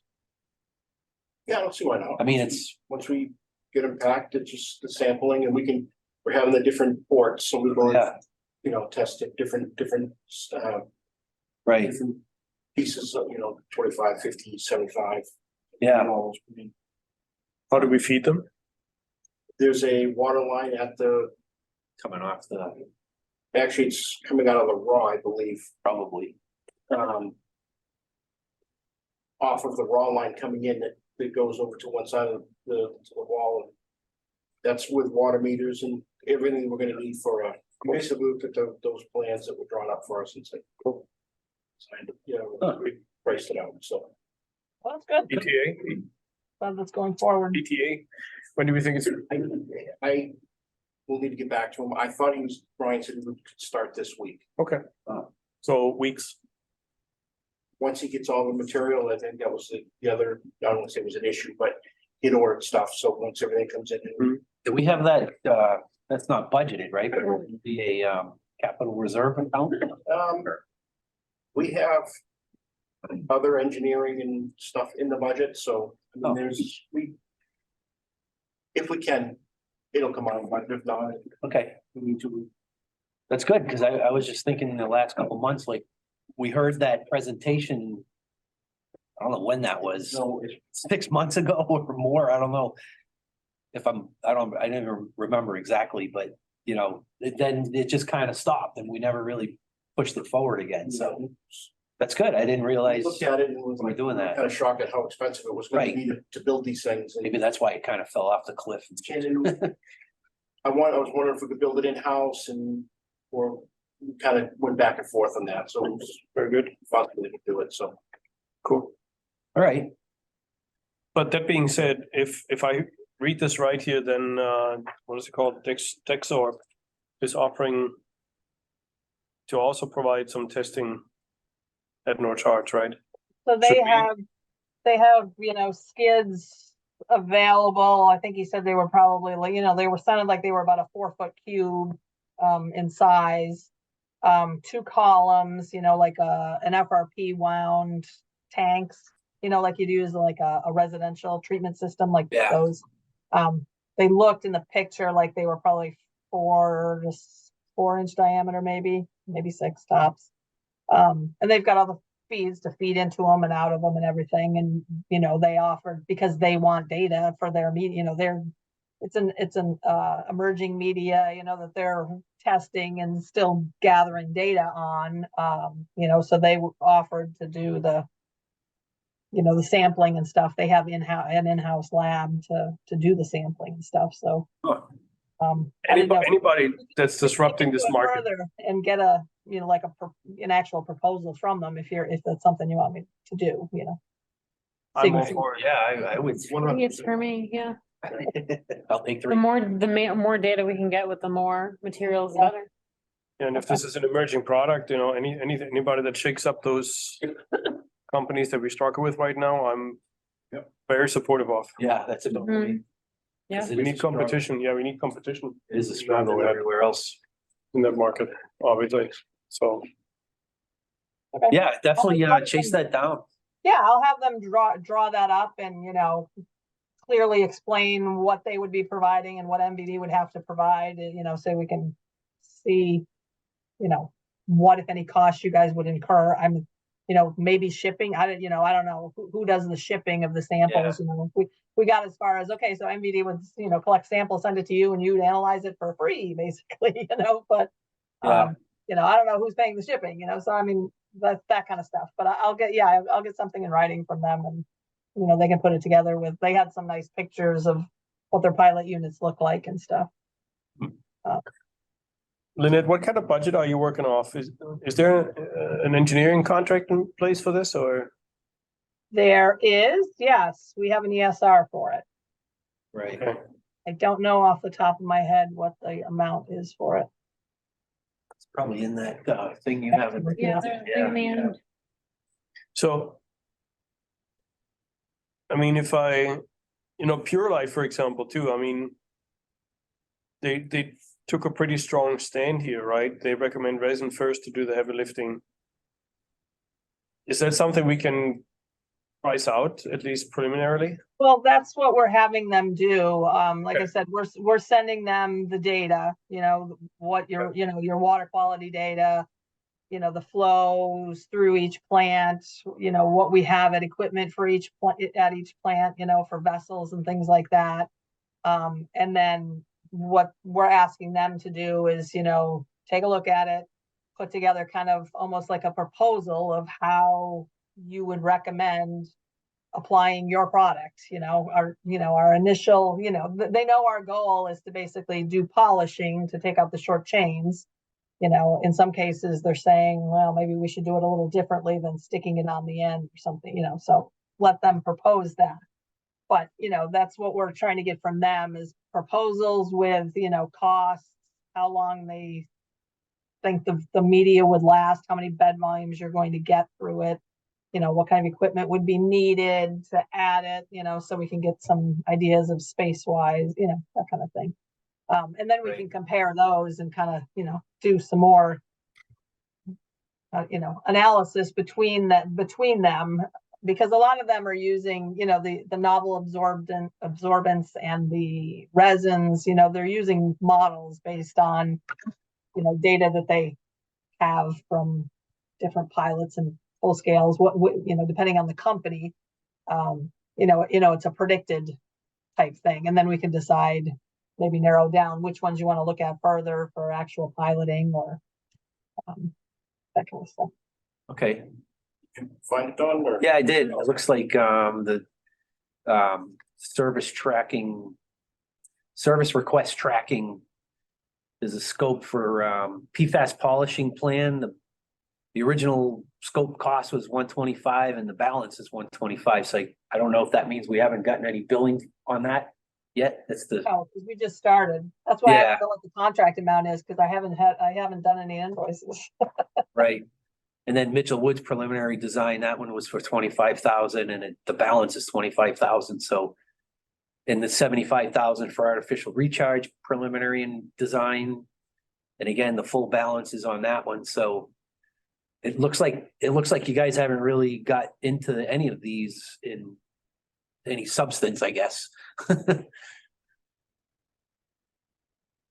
I can't speak to the other two because I am not doing those other two, but And Yeah. obviously I realize there's a lag in work and then the billing and then, the payment. So there may be a couple month lag or something going on here that I'm not seeing, but right. Well, that But it- happens too, yeah. yeah, well, this is good that we're having this conversation sort of at the beginning because it might take a little, different direction here and there, I guess. Right, and I mean, we like to do like a kickoff meeting and kind of, make sure we're on the right track and we're headed down the right road that you want us on, before we get too far, so. Right, right. And if we can do these little updates at the meeting, these normal meetings, that's fine. If it gets too much into the weeds that we have to make, further discussions on, we can always have a workshop in the future. Yep. So either way, that's fine, but Yeah. Yeah, so I would definitely I would recommend to investigate that one company you said that's willing to take our water and do Yep. their own testing on it. I'll get like a more detailed proposal from them on that, and then sounds like we're on track with. We're kind of requesting proposals from all of these different companies of how they would recommend we do the polishing or how we accomplish the goal of, keeping the short chains out of finished water and extending the life of the media kind of thing, and with cost estimates so that we can, Right, we'll have to put it in a format, to try and compare apples to apples and right. see what we can come up with, but it sounds like that's in line with what you guys would like. Yeah, and like I said, I think if somehow if we can run these tests at our own facilities too and kind of validate, we can do different sequencing. Maybe we can try the anion resin first, like Purolite's saying, and follow it up with GAC or, right. It allows us to do it on a smaller scale and Well, right, I think that would be the next step, is whatever we come up with, and that's why I see we start looking at, I mean, we've talked to 5 so far, I think we've got a couple more to contact. So we start with a half a dozen media maybe, and we do kind of the desktop evaluation of it, if you will, and maybe we narrow it down to 3 or 4 or something that you actually want to put in columns on the wall and try it out, or Yeah. try it out through an RSSCT type, column test or something like that. I would Yeah. see that as the next step, though, doing some kind of field testing to verify right. that it's going to work like they think it's going to work. Yeah, so at wells 4 and 5, these are not rapid small scale columns. They're just smaller pilot test columns. Pilot So columns, you're yeah. not gonna get the rapid results, right? You're gonna have to No, let these run for Right. thousands, tens and hundreds of thousands of bed volumes, and Right, so that could take a lot of time. right. But And that's where, you know, some of these media that are conducive to the RSSCTs, maybe we want to do that instead. You know, the Yeah. resins, you can't, you know, well, I don't know. You can, but you can't. yeah, I The thought I read RSSCT. somewhere in here that they were doing RSSCTs on resin. Well, I know CDM's done some, you know, and Huh. I asked the guy afterwards and I was like, wait a minute, you can't do that. And he goes, "Well, we just grabbed it." Oh, yeah. I said, well, the resin manufacturers say you can't do that. He goes, well, we did it. Did they grind the resin up, or did they just put it in as is? No, I think they ground the resin and, you know, Really? to resize it, but that's Huh. where the resin manufacturers say, well, that changes the structure of the beads and stuff, and Yeah. I don't know, I mean. Huh. You know, I've heard through the grapevine that it doesn't correlate well to full scale, you know, because of that, but I don't know. I Wow. don't know if that's true or not. It's so new. It's just everyone's just trying Everybody's and trying stuff, seeing right? what Yeah. happens, I guess. So, I But mean, you know, I don't know. That's why I don't know of any way, you know, that's like anybody's saying tried and true to test resin in a rapid manner like that, you know? I mean, right. they all say they have very good models, you know, because the resins have been around long enough. They have enough data that they have good models. Huh. You know, I don't know. We'd have to, you know, I think we would probably want to go talk to some resin plants or, you know, visit whatever and, you know, see what, you know, are you getting what they predicted, you know, with some full Yeah. scales. That's the only way I know to test it, you know, so. Yeah, I guess that's the big thing is it's always, if you have great data in a pilot test, how does it actually validate in the real world? Right. You know, that's the tough, that's really where the rubber hits the road, you know? Right. Yeah. So anyways, okay. All right. Any other questions? Anybody, for Lynette? You have enough, direction to move forward Yep, or? yep. Okay, I think we're pretty much on track what we were planning to do, and I'll go ahead and get that extra proposal from Dexorb on their pilot equipment and stuff. great. All right. Awesome. Okay, That's good. Thanks. Appreciate it. Good to see you again. Yeah. Thank you. All right, so we'll move on to number 4, which is the review of the proposed fund balance policy. This is the first reading. And that's probably with yourself, Kristen, on that one. More of a, anyone have questions about the policy? It is in the packet, Yes, it is. and Uh, I didn't have any questions on it, but I mean, the goal is one, to determine the amount of the fund percentage. And then also what to do if it dips below that. yeah, so were you looking for any decisions from us on this? Because I know there was some different amounts that we were kicking around here, right? I think you recommended the 33%. Yes. Right, and like I'll a look minimum. under what- Right, Yeah, I liked how you wrote it so that we could up Where it is if we it? want it, but we can't lower it. right, yeah, We cannot lower it? The way that it was written was that not Minimum. strongly urged to not go below the 30%, 33%. I would not want to have that language in here because we don't know what the future brings. Future boards might need to make a decision that we can't foresee, so I would not want to put anything in a policy that prevents a future board from making a decision they have to make. Could probably just update the policy though, couldn't they? what's that? They could probably just update the policy though, couldn't Well, and then the language is a moot point in the first place, That's true. so. Well, then maybe we can change the wording to say, you know, as a goal or something. And not like a absolute requirement, I guess. So Where- it says right to increase the percentage, and I can just take out that last. Yeah, you just take that last section out. Yeah, where are we on here? Says, The third page. Right here. it says Board of Commissioners reserves the right to increase the percentage, but never to lower it beyond the 35%. Yeah. He said, completely. Yeah, I see no value in that. Just like you said, the policy could be changed and then it's pointless in the first place. Yeah, I mean. I kind of agree with that. It kind of handcuffs you the way it's written, and we'd have to change the wording on this to make a decision. Then you have to have hearings and whatnot, Right. readings and not hearings, but readings, yeah. I mean, I get the message. And I wouldn't be opposed to putting some language in here that, you know, common guidance from the municipal association or whatnot is recommending to not go below 33%. I have no problem adding that to the policy. But I'm not sure if that's needed either. I mean, we review this stuff frequently anyway, right? That's Yes. no offense, kind of your job to tell us, right? And I like that it just states that the goal is 33%. Yeah. Like that's the goal. We can raise it if we want. And then if you just take that, never lower it off.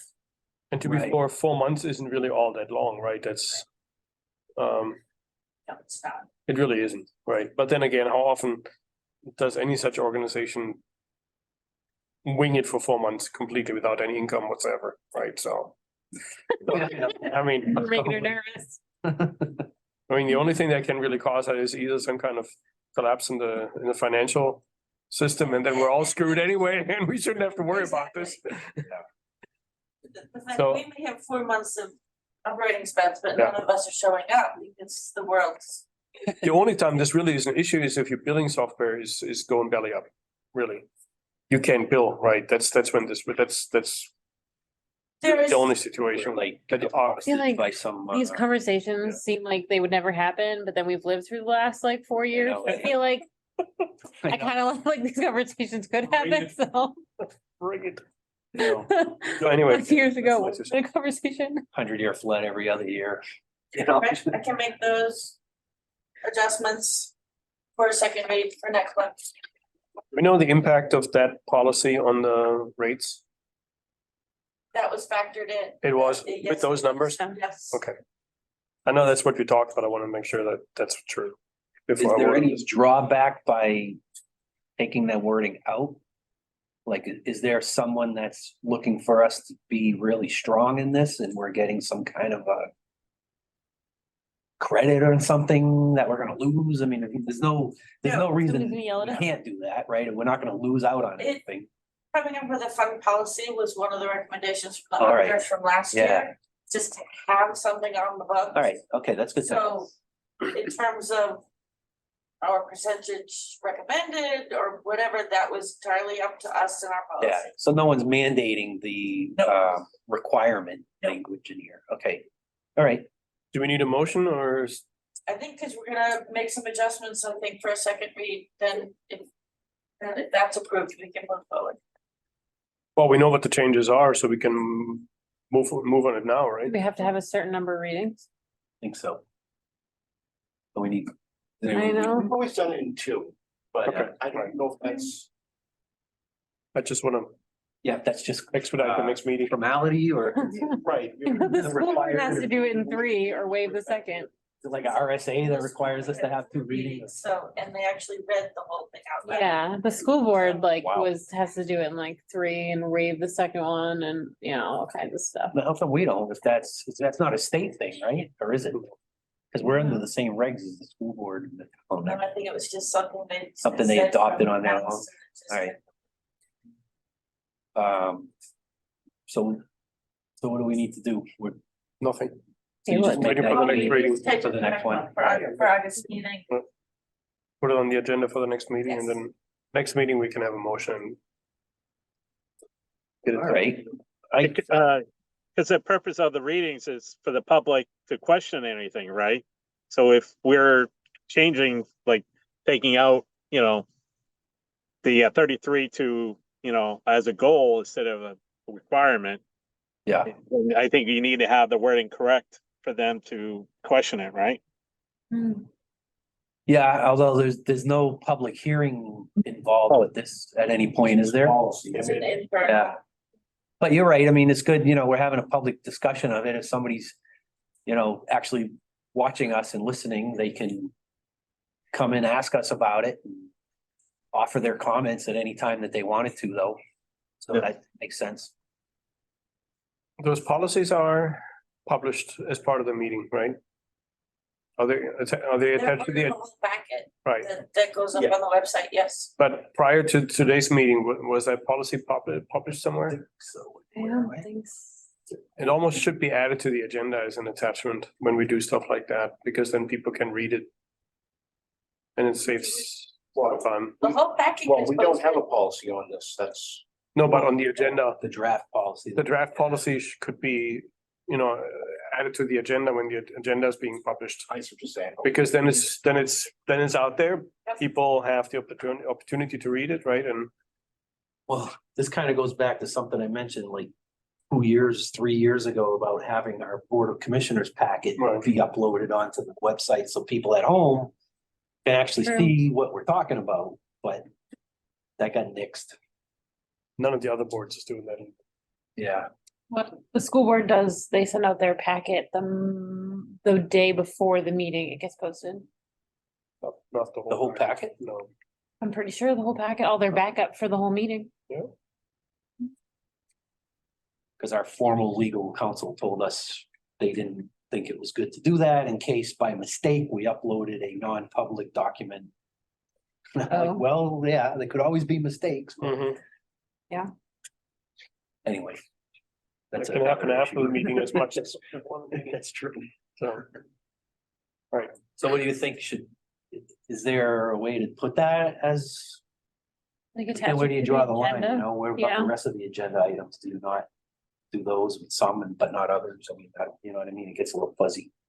And you're kind of going down that road that I was talking about. Yeah, what do you post and what don't you post? Which I prefer to put the whole thing on every agenda with the packet posted. I would prefer that. You can't get more transparent than that. But We'll look into it again. have you checked how many people are watching those YouTube videos lately? I can't watch, No. I used to watch them, Like single but I digits. can't watch them now. Single Watch digits, myself. sure. Marked off. Yeah. Well, Live. they No, were a little different a year or two ago than they are now. I will admit. Public interest in all this, so. Anyways. All right. So now I'm curious.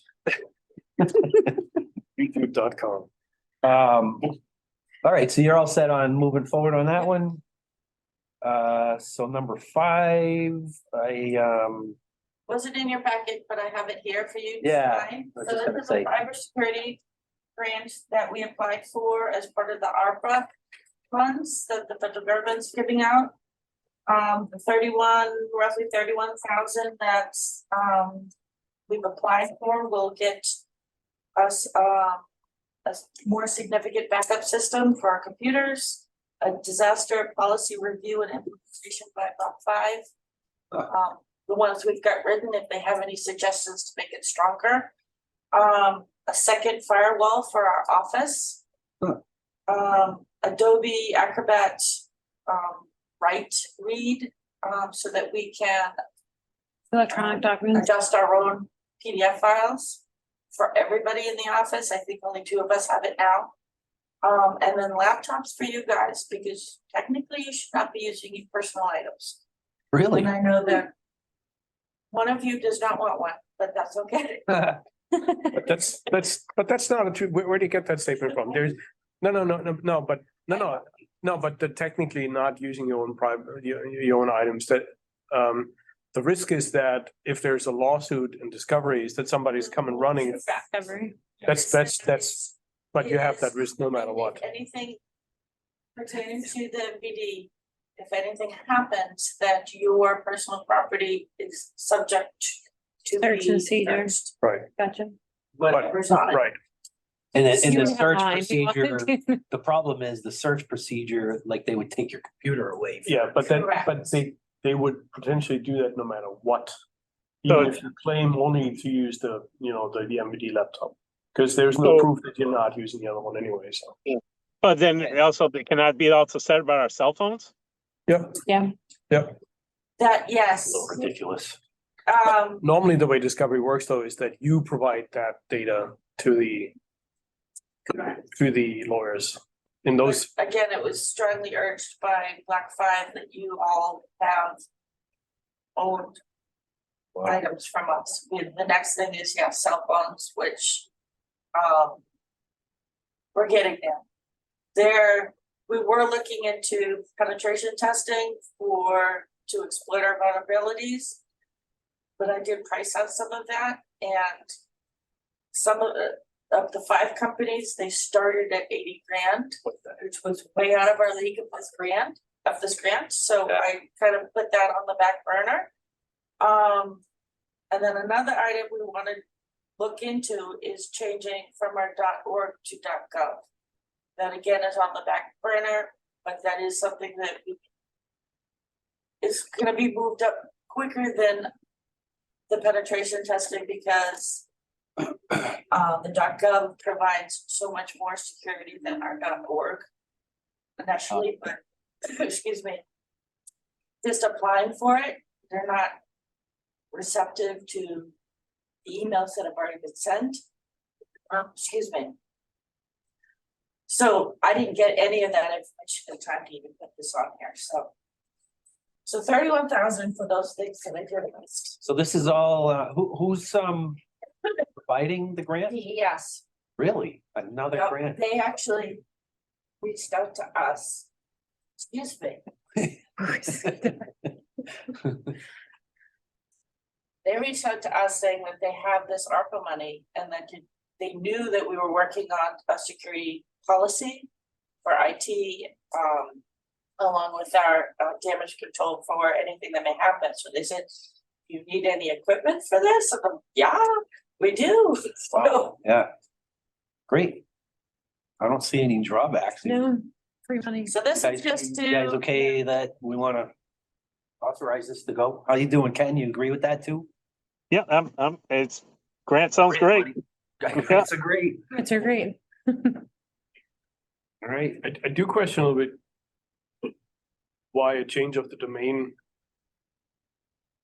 is a change in security, the .org. The .gov is you're actually applying to the federal government. Right, for right. that .gov, Right. and they then, But it's still just a domain, it is, and so. ultimately, yes, hackers can hack anything. Really, they charge a lot of money to try. Yeah, ransomware, ransom and all that stuff. Yes, so it's supposedly the federal government will back if it's a .gov security and stuff, so. But our current email is so intertwined with so much that we do. It would be, Process. it will be a process, but I'm still just trying to get information from them before I even trust it out. Well, what you could do is we could maintain both for a while. And then you would basically have the .org Direct cutoff, yes, forward and to the .gov, right? yes. Yes, So- and that's something Black Five can do, because they've done that for a lot of the emails that we have from former employees and stuff, so. Interesting. Wow. All right. Any other questions on that or move forward? I guess just a question, I mean, are we moving forward with devices or not? Oh, when are we gonna need that decision by? Because, I mean, we're talking about Let's talk to approve this. 12,000-15,000 bucks there, for laptops and Correct, and once everything, it's so. approved, then I can make the purchase. Hmm. But I don't need to make the full purchase, if anything, some of the money. Can't do anything until Correct, till the governing council's approved this. We may be starting this again, because they're on hiatus as far as. Oh, yeah. For a summer, right, so nothing's getting approved for a bit. Yep, now we're on something. I think that's what Jill told me, that nothing's getting approved for, Executive council, glad they signed Yeah, the other one. the water line extensions. We were kind of waiting on that one for a bit. Yeah, for a while. That's- Yeah, I don't know about the personal laptops. So this is kind of, Laptops. right? you're being advised by block 5 on all Yeah. this? Well, they tell you that because that way they reduce any, you might have some buggy machine that's all, Yeah. virused up. Yeah, right? yeah, yeah, yeah. If, Someone can right, log in and steal everything. right, it's that's the, basically that that's the they concern. have control over Right. these laptops and put certain security measures onto them, that goes along with what the other items that we're asking for in the Yeah. grant. So they'd have control.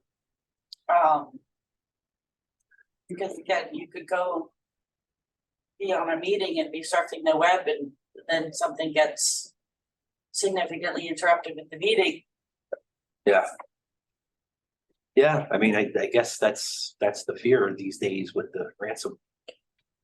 All that stuff going on.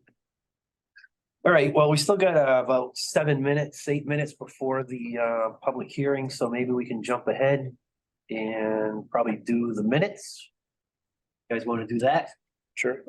All right. Let's see what we got for that.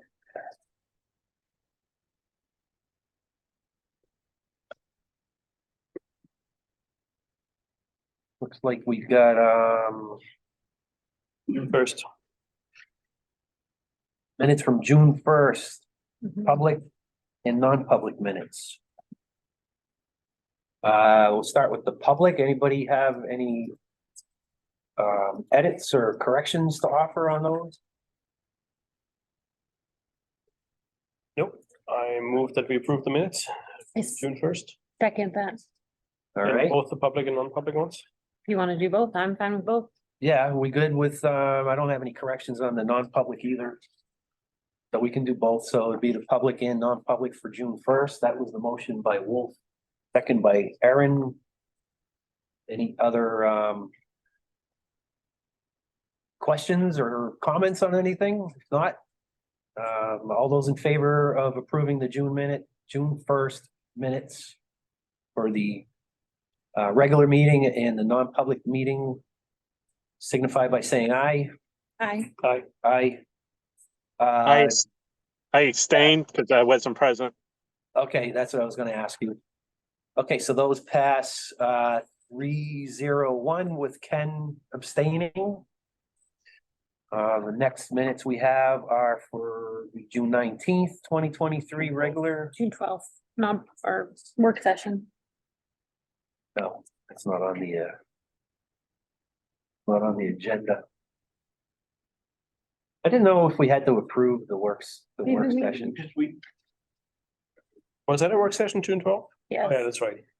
maybe we don't. I would like to make a change there, though. June 12th. Yeah. Okay. So June 12th, the work session, you're right, that doesn't need approval. On page 3, or at least a comment, I don't think we need to change, but at least a comment since we don't need to approve it. On line 8, Page 3 is that? page 3, line 8, it says, Superintendent Minor said that they have not been able to do a full flush in the last 2 years due to water demand, the drought, and a lack of water sources. Due to my ongoing battle with public perception on this one just recently again, I would like to add here, and I believe you said that, and I at least would like to add here when this is being mentioned. The main issue really has been that we had wells down because of Right. construction projects, right? That too, but it was So- all combined, yes. It's all combined, right? The word temporary might work well. in Right, there. right. So Yeah, I just don't want Like a people to jump on that and say, "Gee, told you so, we don't have water in town," right? Yeah. So, and you guys are not doing anything about it, because I can't hear it anymore, so this is not It true. was due to the situations that, Right. the droughts, it was, So, yes, not having the sources available and. Yeah. And it demanded that a drought puts on the system. Yeah, Right. and I do think that the construction projects, due to the, PFAS contaminations and wells being shut down, wouldn't hurt to add here. Nobody's probably ever gonna read this anyway, but Are these gonna get posted on the website or not? Probably will The or work sessions usually don't. don't? Yeah, we can. we paid for them, so I know. might as well post. Well, where are they gonna go then? Just in a hard drive somewhere? On our website. Basically something for us to refer back. That's mainly why we did it. So you can look back at something. All right. Have them- Yeah, What did we say? Right. I think it merits putting the word temporary in there, just, let's say someone new on the board is looking back. and Right, saying, right. Oh, we didn't have Yep. sources back then, yeah. That's a good point, Wolf. All right, but if we don't need really any action on it, then we can move on to the June 19th regular Board of Commissioners meeting minutes. Do I hear a motion on those? I'll make a motion to approve the June 19th minutes. All right, anybody have any corrections to offer? Nothing like that? Second, All right, so motion by Aaron, second by Wolf. I guess I'll call the question. All those in favor of approving the June 19th minutes signify by saying aye. Aye. Aye. And Ken, I'm do also you- not, yes, I approve. Oh, you approve on this one? yep. Yep. You were there. Okay, good. So that's 4-0-0. So those minutes are approved.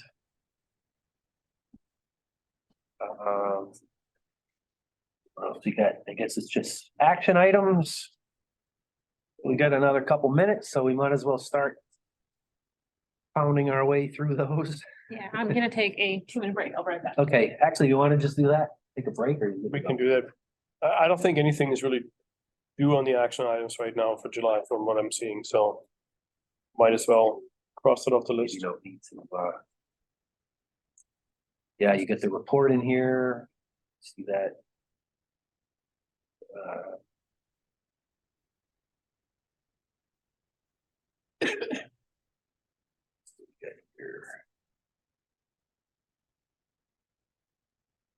Yeah, we did the reserve fund balance. You did go through that. We didn't hear item 59 update on the asset management plan project that was targeted for July.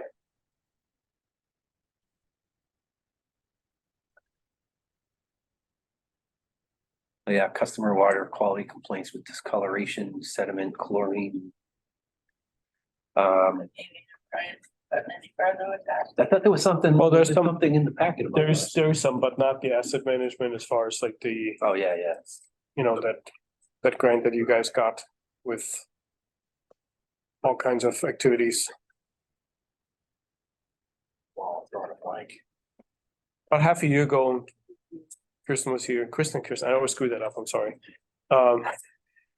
Kay was here and you had this whole list of items Yes, for the asset management. yes.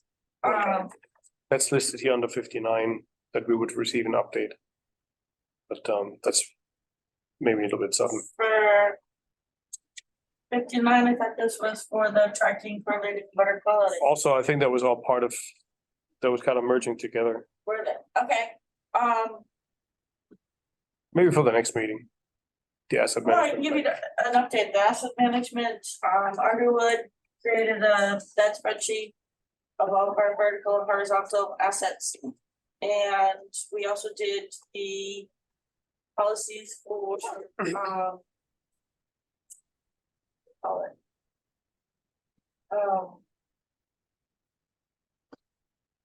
Basically the policy of how we plan on implementing more preventative maintenance for all of our assets and such. Brian and I have been trying to work with Elements and GIS to figure out which is the best place to import these assets, to best be able to do work orders and such, along with get capital, improvement plan. But don't forget, so I really do think that it would be worthwhile to put that on the agenda for next 2 months, because don't forget, there was also other assets, not just system assets, but MVD assets like staff.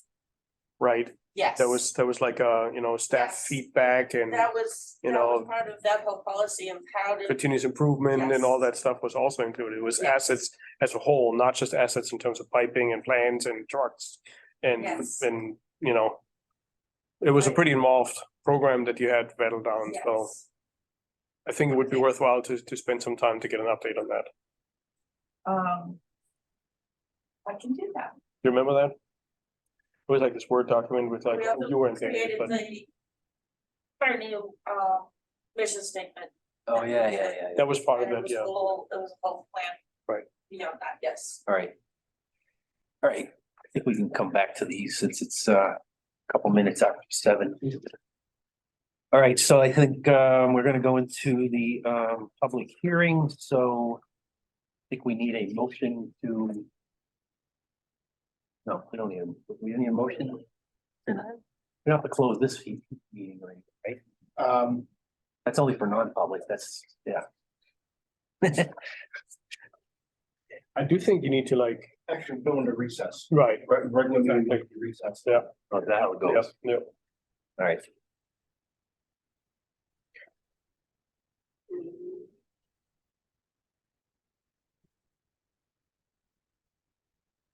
So recess, is that just something I do, or is that we have to vote on that? No, I think you just declared. Yeah. Normally we had a statement, actually, Yeah, I got the statement Yeah. here.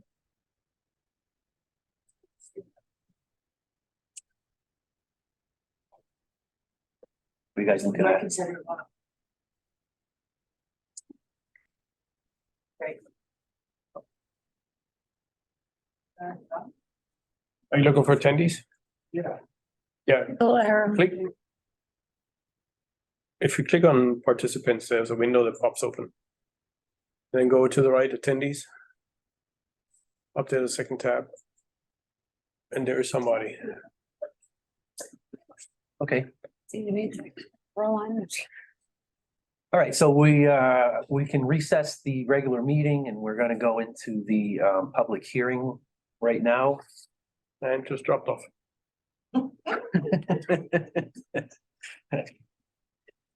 Thought that's what they were on for. We're finding out a visitor. Okay, I declare the public hearing relative to Merrimack Village District proposed rate increase and the acceptance of 2 grants open for comments. The notice of this public hearing was advertised in the Nashua Telegraph and appeared in the July 16, 2023 edition. Public hearing notice was also posted on the Merrimack Village District website, www.mvdwater.org, at the MVD office, at the Merrimack Town Hall, and at the Public Library and Post Office. Purpose of this hearing is to allow comments from the public in relation to the proposed rate increase and the acceptance of 2 state grants. The Board of Commissioners will not comment during this time. When all comments have been received, I will close this public hearing. The board will return to the regular session to complete any agenda items not addressed prior to the hearing. Are there any questions about the procedure?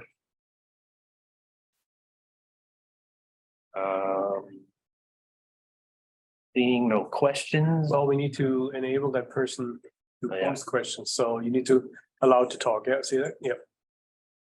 You want to greet the person? Yeah, so there's a phone number on there, which I can't really read, 603-305-0590. If that attendee wishes to make any public statements at this time, I will take comments regarding the proposed rate increase. Are there any comments on that at this time?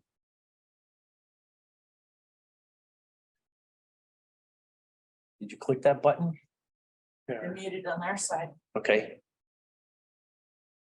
All right, seeing no comments, I will now take comments regarding the acceptance of the $1.5 million grant from the PFAS Remediation Loan Fund for Main Line Extension to the Mason Road and Farmer Road area.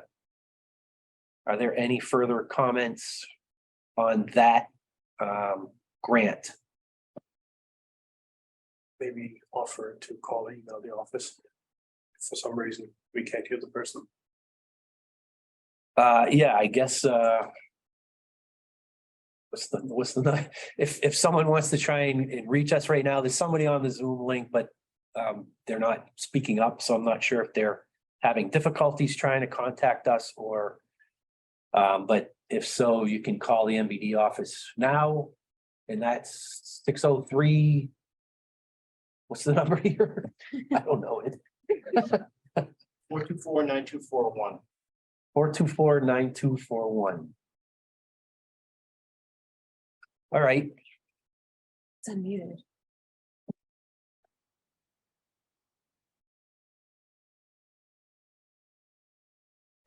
all right, so Muted. there's a number on that is on listening to us right now. 603-305-0580. Oh, 90. If that person wants to have any questions, ask us any questions, you feel free to do that. Until then, I have no questions at present. All right, I have no Thank questions you. at present. thank you. Okay.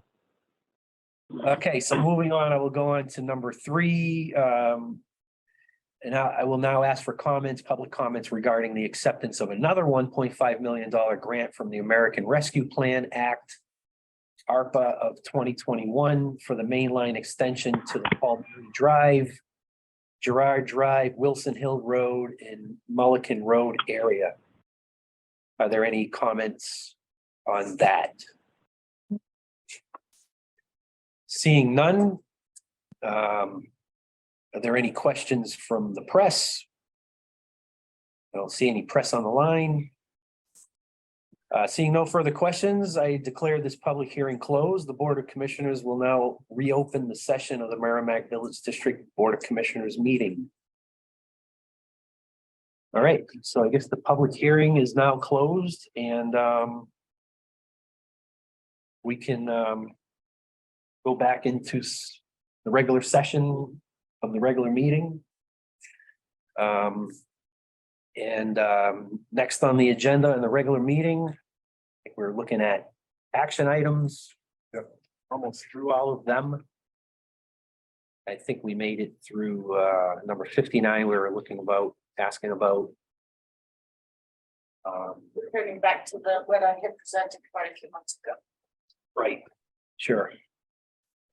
Okay, I know 67, you're still waiting to hear about moving that no salt sign, I think. to 10. I did, Don and I talked earlier in the week about the agenda, and I kind of floated an idea of just going ahead and doing them.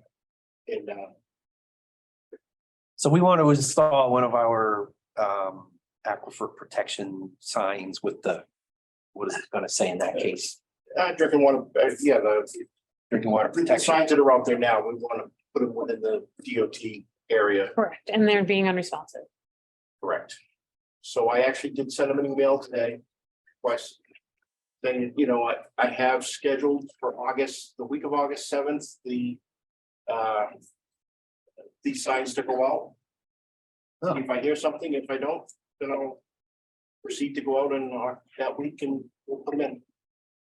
So this is one of the questions that I had, because if you're driving on Industrial Drive towards Continental, right before you get to the light, probably 100 feet or 200 feet, there's a sign that says, I think it says restricted salt use or something like that. There was something, yeah. But our policy has been that we're trying to put these restricted salt signs and the aquifer protection signs where the wellhead protection area boundary exists, which is further back Industrial Drive, further away from Continental Boulevard. And we all know that we've seen salting on that intersection, which we presume is from the DOT, because they're responsible for Industrial Drive, and then taking a left on Continental going all the way to Pennachuck Square is state owned right away. They'll actually come down, make a right, Yeah, turn at Greens Pond Road. And salting all that time too, right? absolutely, yeah, and Right. then heading back, so yeah. And that's really, the town has jurisdiction on Continental up to I think. Industrial Drive. I think it's that way. Yeah, Yeah, I think that's where it is. Yeah, so I'm confused. I'm gonna be turning, maybe clean that one lane, yes, I don't know why they're doing that. yeah. But to be more in line with our policy of putting these signs at our aquifer, wellhead protection area boundaries, that's kind of what we're looking at there. If I'm looking at doing 3 signs, 3 additionals. Jamie did recommend putting it on the highway itself as well, down for the well protection area for 4 and 5. There is a short segment in there. There is, I don't know. Wellhead protection I area. guess we would put them up there. and- Yeah. Maybe see if you don't get caught with the first ones and nobody So writes. what did and your, then- what did your email include? The 3 of them or just the one? So I want to put one on Continental coming back this way, Towards where? Industrial or? heading back towards industrial. So I want to include one on that lane as you're coming back, and then wouldn't need it going out, just on the entering. All right, wait a minute. Which way you going on Continental, north or south? We're heading It does- east, Towards exit 11 towards or? exit 11, yeah. Yeah, It so, doesn't go so north. by Camp Sargent, you're coming towards Industrial Drive. Throwing a sign there as you're coming into it, so you make sure you're aware. And then on Industrial Drive itself, heading down towards Continental, Right. somewhere on the right. And then Then that's before the Merrimack Premium Outlets intersection, Yes. correct? I'm actually gonna look at it, probably see where maybe I can get it back by the hill a little bit more. Yeah, we were talking about that because there's sort of a crest in the road for the overpass over Everett Turnpike. And really all that water would drain into This the way. wellhead protection area. And then where was the, One more sign on 101 coming from Amherst back into Merrimack. oh yeah, I'm missing a sign over there. Somehow we got a sign in front of Auto Fair heading towards Amherst, but we never got one coming back the other way, so. oh. You know, what's funny is the DOT has their own, they have 2 signs that I'm aware of. The one on Industrial Drive heading towards Continental. I believe it says limited salt area. Then there's another one as you pass on Continental, as you're going north, you're passing Camp Sargent. There's a sign on the right that says no salt use. Yep. And so those 2 signs conflict. So that tells me, I don't think DOT really knows what they're doing out there. I actually think there was, I went, took pictures of them all, and I kind of threw on the maps. I want to say there was one more down by Camp Sargent Road, closer to Pennachuck Square. Okay, I want to say there was another one down that way as well. And I don't remember what that one said, limited salt use or something like that. yeah. So you sent an email to someone at DOT telling them you're planning on installing those 3 signs? Yeah, John Cochran is the one I've been trying to get in touch with it. And I just let him know that, yeah, basically I'd like to do this. Forward on the email I sent before. And on top of that, I wrote, we'd like to do this work in August 7th. I included a snapshot of the locations where I want to put the signs and Okay, and what are the signs gonna say? The aquifer protection, the same signs we're putting out everywhere, yeah.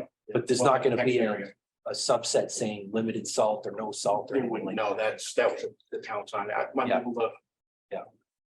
Get some off the town, but Well, I mean, we could start with what we have now, I guess. maybe the state, if we ever. Can, they ever come to the table, we might be able to. kind of Add those later, yeah. Yeah. Have you tried calling at all or I have not, just wondering if it I makes kind of do our ran into the diligence? same deal with. So on my superintendent's report, I did want to mention that we did a, I'll get all that now. Filling you thunder now. We actually, we installed the hydrant at the Penachuk interconnect. Same people to talk to. I actually found a permit online. Filled out the permit, same deal, on that one, you had to put the, when you do, when you're planning to do the work, put all that in there. Shut it off. I have not heard anything on it. Hydrant's in. We did the work. I got close to the time and I'm not hearing anything from them. And I submitted a permit, so we just did it. The problem is, if everything goes through email, spam filters are a concern, right? Your emails might be piling up in the spam filter. And That's why I was wondering about a phone call. I'm bouncing off this, well, it could be. Richard Ronkowski is originally who I dealt with. And he has actually emailed that first email that I sent to him, he forwarded it to John. And I've been going off of that.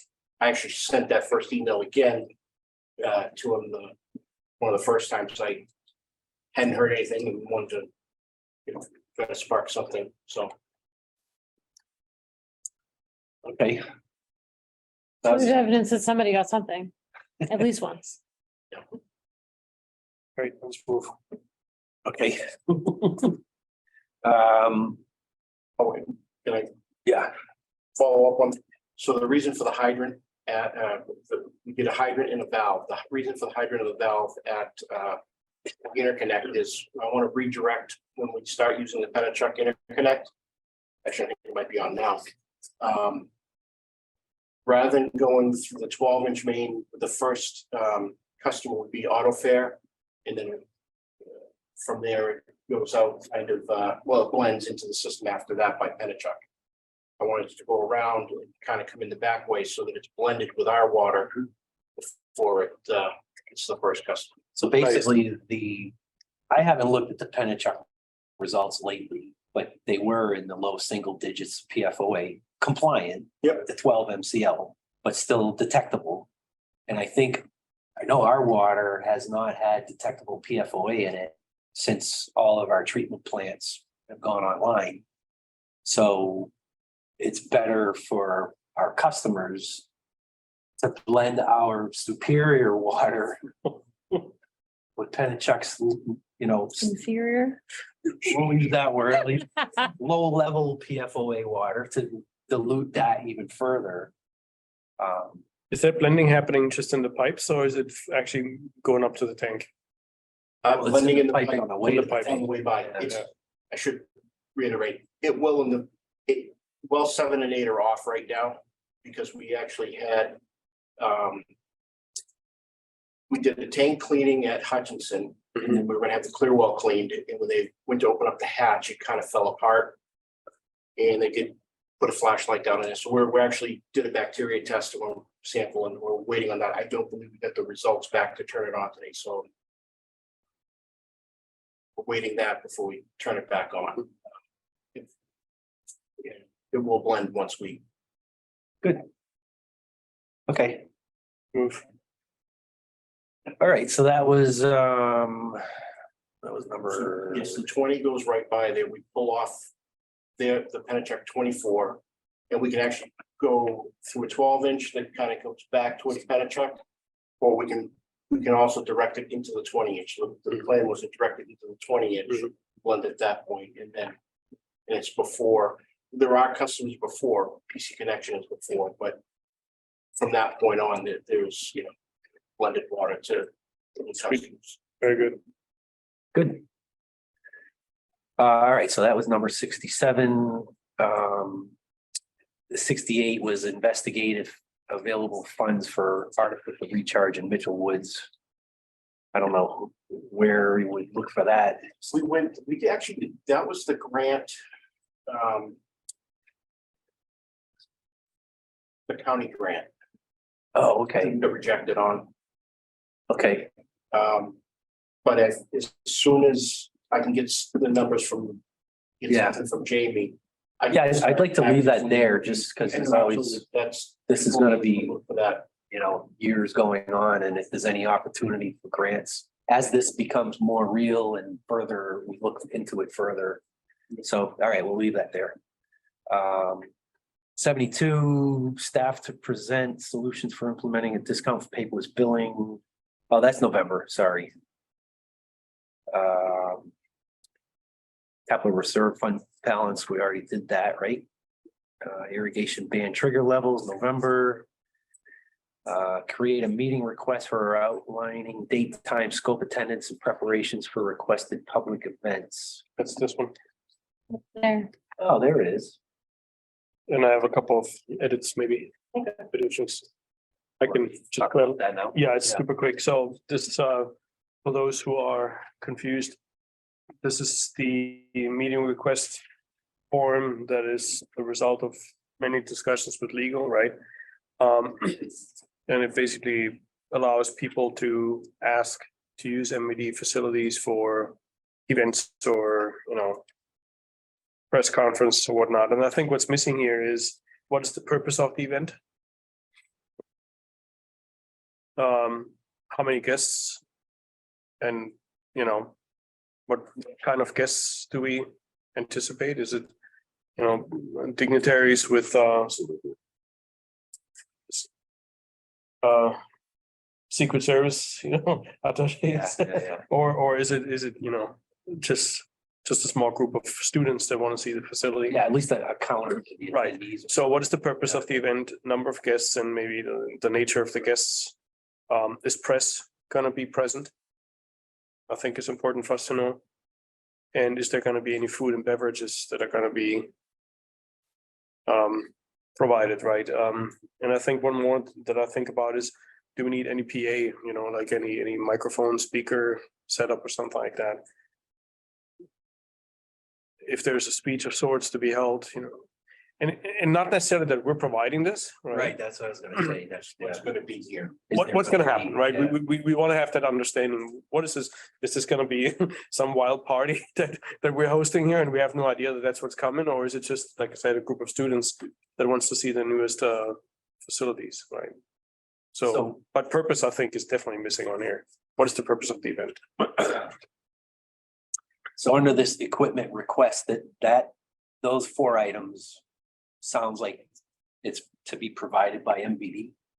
It's not clear. That's why I'm wondering, should we commit to, or at least are we offering to provide a projector screen, a TV, Right. chairs? And then maybe there should be outside equipment like listed, like whatever, like which would be the PA, because we don't have one of those. I don't think, Right. Does that make sense, maybe? Yep, yep. I don't know how you would word that, just, Self-provided, MVD provided. Mhm. yeah, that sounds good. Mhm. Just so then someone reading this says, oh, all right, well, MVD could provide chairs and a projector screen and a TV. If it's in a facility. Here, yeah, Yeah. but if it's, Do we have a TV here anymore? yeah, right in the corner. Oh, yeah, the little guy. I mean, if it's at one of our, It used to be actually. yeah, if it's at one of our treatment plants, then I Yeah. don't think we have that. Right. No, that's good. Yeah. All right. So probably. That's good. That's good. Location? Location on here as well. Yeah, location maybe? Oh, yeah. Good one, yeah, for sure. Like parentheses, treatment plant, office. Just to give them an idea of what's available to them. Might want to add also one thing. It wouldn't hurt to have like a little disclaimer here that this is a request that will be run by the board, right? And that sufficient lead time needs to be given for the board to approve this. Right? I mean, there might be some small events that are perfectly fine for staff to approve, right? Like I said, if there's a group of students that wants to come here or some other, municipality wants to come here, what do we care, right? But if this is a larger event of sorts, then it might require board approval. It might be good to have that in front of the requestee, that this might need to be reviewed and approved. Yes, may need to be approved by the board. That At like monthly meeting or something, so they understand and it's. Well, I guess we can do We it. could do it in between Yeah, too, yeah. right? But, Yeah, those are all good suggestions. again, Or you just added them. the idea of this was just again to be Reading? aware of what's gonna happen on our grounds. Do you have any more that you That's, want? that's the whole point. I don't think so. Thank you. That's good. I think we're making good progress there.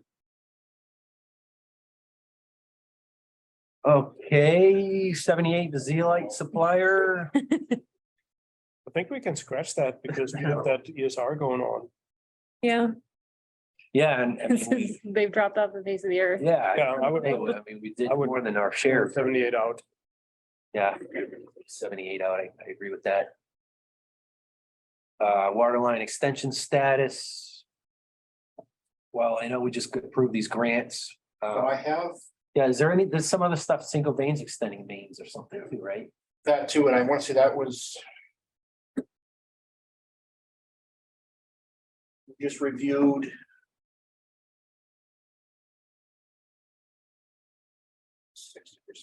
Is it like Brenda Lane or something? Yeah, Brenda Lane, Edward Lane. Christopher.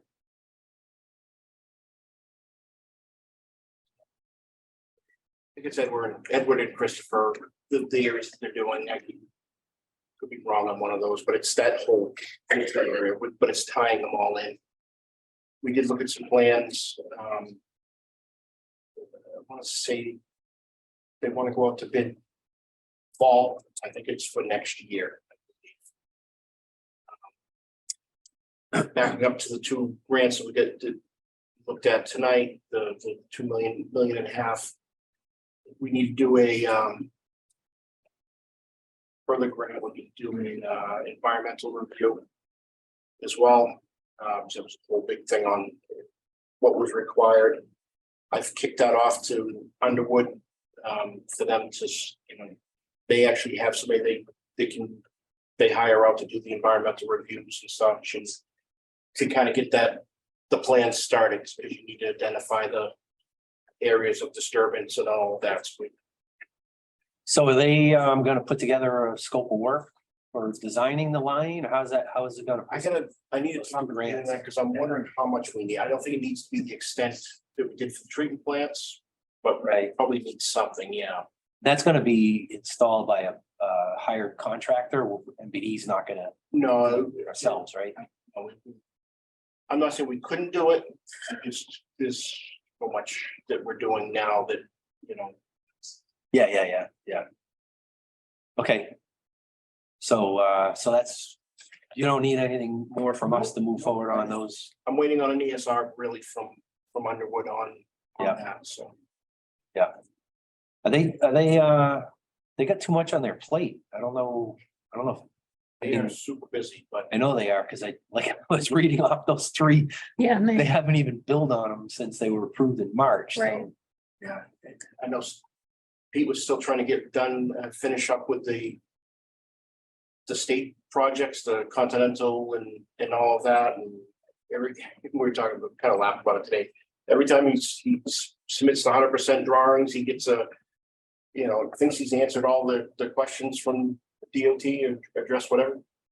15 more come back with somebody else's comments. And I think we're finally done.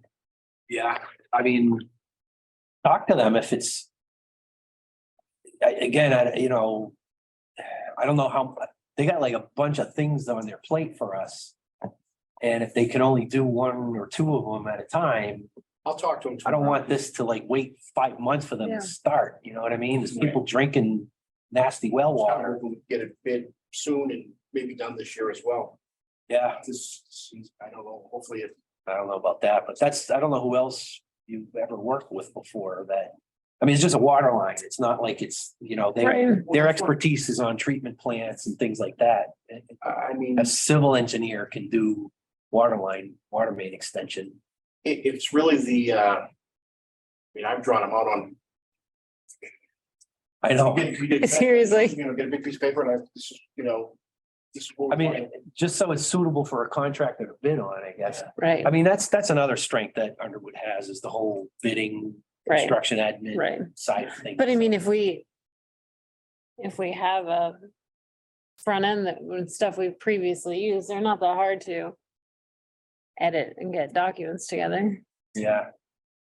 I don't know, talk to Keith, maybe it's not a big item or nothing, I don't know if, I'll talk to Keith, or I'll talk to Pete tomorrow. So see yeah, how they're, yeah, if I did kick it off to him and just see how he's. I know they've got work on the other places too. And I know, Funny, well, it's not funny, but I'll get emails from Pete 11:30 wow, at night and, oh yeah. wow, I always like to freak people out and respond to emails at 11:30 at night and they're like, yeah, right, I've been working all day. yes. All right, update on the Pennachuck wholesale agreement, I know that one is approved, it's in force right now, right? Yeah, it actually it went back to, June 1st. We could have started using it. I didn't. Just got our first invoice. And that renews in September to September, this is just a short window, this first 3 months, right? Yep. It's like this. Sub year or whatever they want to call it. Okay. And I guess we're just using that now because you said well 7 and 8 is down. Well, it's down. I mean. It's one of the, we're gonna be paying for it whether we want to use it or not, so. Well, we're paying the flat rate Right. and then we got that reduced consumption rate, so if we're not using it, we would be saving money, but it's such a small fee. We're probably making money by using Pennachuck water. Cause our cost. I don't know what our cost to produce water out of our own wells with all the electricity and chemicals are, but compared to. Pumping it from Pennachuck. I don't know, we should probably figure out if it's worth it. I thought we looked into it before and it was actually not really all that cheap. In comparison to our own production cost. I need to look into it again, but I'm thinking the same thing. It wasn't cheaper. Yeah. And we know that I think Don's, the retail rate is much higher and in comparison to ours. Oh, yeah, the retail rate we get, that's definitely not. yeah, it's So- 97. Oh. Check rate now. It's not- The wholesale rate, I think the No, rate that went it's into, It's a flat fee for the month. So well, it's the flat fee plus what we're paying our. so we're gonna get billed on consumption after they, correct. Yeah. Above Once and it was beyond, nine. yes. 97 97 cents. cents. 91 cents or something, yeah, okay, It kept moving on me. when I Per- was put together. 100 cubic Per 100 feet, Yes, which our rate is going up to 3. Forget what it was. down too. It would be maybe nice for the next meeting to know that number, or even just a quick email after this meeting. I can. Comparing our production cost with Pennachuck purchase cost. Yeah, it's in the wholesale agreement, I got it at, I've got it saved somewhere, but. You could look it up, I'm sure. Our production rate is in the wholesale agreement? No, the Right. wholesale rate, The whole, Right. yeah. But I we'll crunch some. wanted to know our production Crunch some numbers tomorrow. cost. Take up some. I think we did that before, actually, Yeah. because I remember asking for that before. All right, so it looks like number 81, we can take care of that one, because it's 81, the public hearing for rate increase in July, right? But we have one more. In Oh, I'm August, sorry, that's right, we have one more. That was just the right, because first. we gotta do 2. Yeah, you're right, So we can change that from July to August. yeah. And we kind of talked about this earlier, number 82, pursue column test development at wells 4 and 5, so. Let's leave that on there just for additional follow-up. Yep. Review lockbox info 3 months before contract renewal.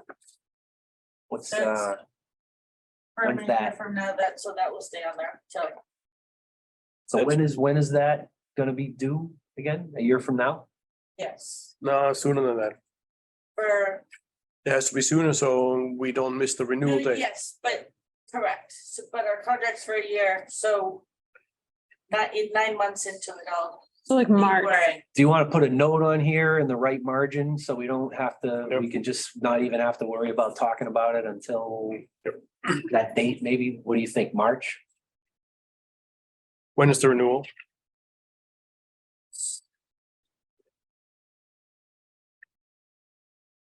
It is as of May. I would do it sooner than that because we need to compare Yes.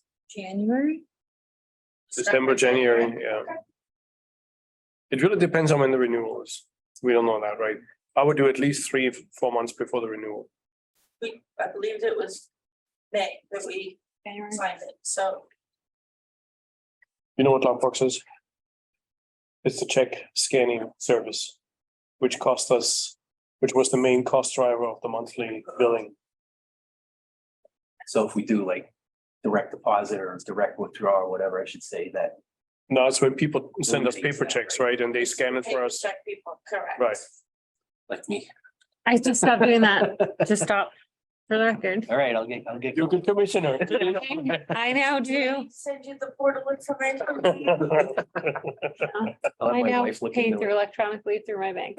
No, but I mean, this was the main cost. Yeah. This was the main reason Correct. not to do the monthly building, right? Correct. Right, so anything we can do to bring the cost down there is gonna, I actually went on and did it online as an exercise to see what it was like and go into the portal and see the ways to pay and stuff, because I was not familiar, because I tend to be a check person. So, yeah. Huh. One thing that I wasn't super excited about, just for feedback, is that if you want to like hook a credit card into the system, there's a fee. Correct, so one-time payments, Cause I would have done that as my preference. one-time However- payments, regardless of how you do it, there's a fee. Yeah, I didn't, that wasn't my And favorite. The only time that you will not get a fee is if you set it up automatic withdrawal from your bank. So Yeah, that makes me basically- nervous. I know I'm old. I- That makes me nervous. I'm with you. I pay the extra, I pay by credit card and I do it online, but I. So, yeah, so I did it the other way through my bank, that sends electronically, because then I don't have it. It just the whole hooking something into your bank makes me super nervous. So with that. We have something called bank inception, where we normally get a check from your bank because we're not a corporation, so we normally, you'd pay it. You just, as far as you know, it's paid. Right. We'd actually get a paper check. We now have something that, bank inception, that it banks to banks actually grab all of those payments, and we actually get those payments via ACH now with a report. So those are less paper checks that would have normally gone to the lockbox that are not going to the lockbox now. So that we've been doing for over a year now. That's And awesome. That's cut down on checks that we've had to process here. And then also we'll not be going to the lockbox too, so. The biggest thing is to get marketing out to that the portal is easy, it's safe. Right. If Now, not the- the portal, then your banking app. The credit card fee, is that because we're just passing on the fee that we have to pay? Process the credit cards? It's not really passing it on, we legally cannot absorb it. Okay. So it is a third party processing, it's flat, I think it is. yeah, it's No, it's like a. same as the town, you It's know. like when you pay your registration online, yeah. Correct. But I can justify my registration once a year. I can't justify paying $2.50 every month. Yep. So. So, yeah, But additionally, in terms of going monthly, like, if you take your last bill and it's $50 a month. If you do set it up that it's on the 10th of the month, which is when we take out those automatic deposits. On the 10th of the month, you know that it's $50 coming out of your checking every month. With no fee. It's easier than our Right. original conversation where it was Yeah. $150. The 10th of what month? Like, yeah, for recurring, it's harder to set it up that way. so when it's quarterly versus monthly, so you just know on the 10th. MVD is gonna be taking money out of your account. It'll be easier to, I think, get people on board to bypass those fees. Yeah, so our rate is going to $3.69 per 100 cubic foot for the basic rate. And $4.61 for the I have a question The higher about rate. tier 2. yeah, Previously, the it bumps you up to tier 2 based on, what is it, 1,000 or 100 cubic, It was 3,000 per quarter, so. 1,000 per quarter. So how are we doing that? Are we taking like your 3 months together and then we give you the tier 2 on the third month? It was three. Or are we doing it monthly now? 1,000 for a quarter, so it'll be 1,000 per month. Okay, that was my question, because I saw the number and I was like, wait a minute, how does this work with the monthly billing? Because it looked like it was written out in quarters. Which is Thank you. good, because if you haven't irrigated for like almost the whole month of July, like me, I I can hope they've turned off. squeeze out the this. last couple days and One word, rain Yeah. gauges. I've seen some sprinklers going off I- in the rain. I did see one that I got where it was now. Crazy. All right, so I think we're good on that. The other stuff was old business, if we're ready to move on. I didn't. Everybody clear on the action items? I'm sorry. If anybody has any old business that they wanna cover? Well, we didn't do an action item out of the website. Last time, we talked about the website last time, Did. but we didn't do an action item out of it. Can we maybe put ping that in like 3 months or something like that and? About the projects? What did? you had something on It there. was mostly the construction projects that they were really stale. You know, there were some old ones out on the website. They were by now complete, but they were not shown complete. But all the new ones weren't on at all, right? So either we have to take them all off and be done with it, or we have to put something on that's worthwhile. Yep.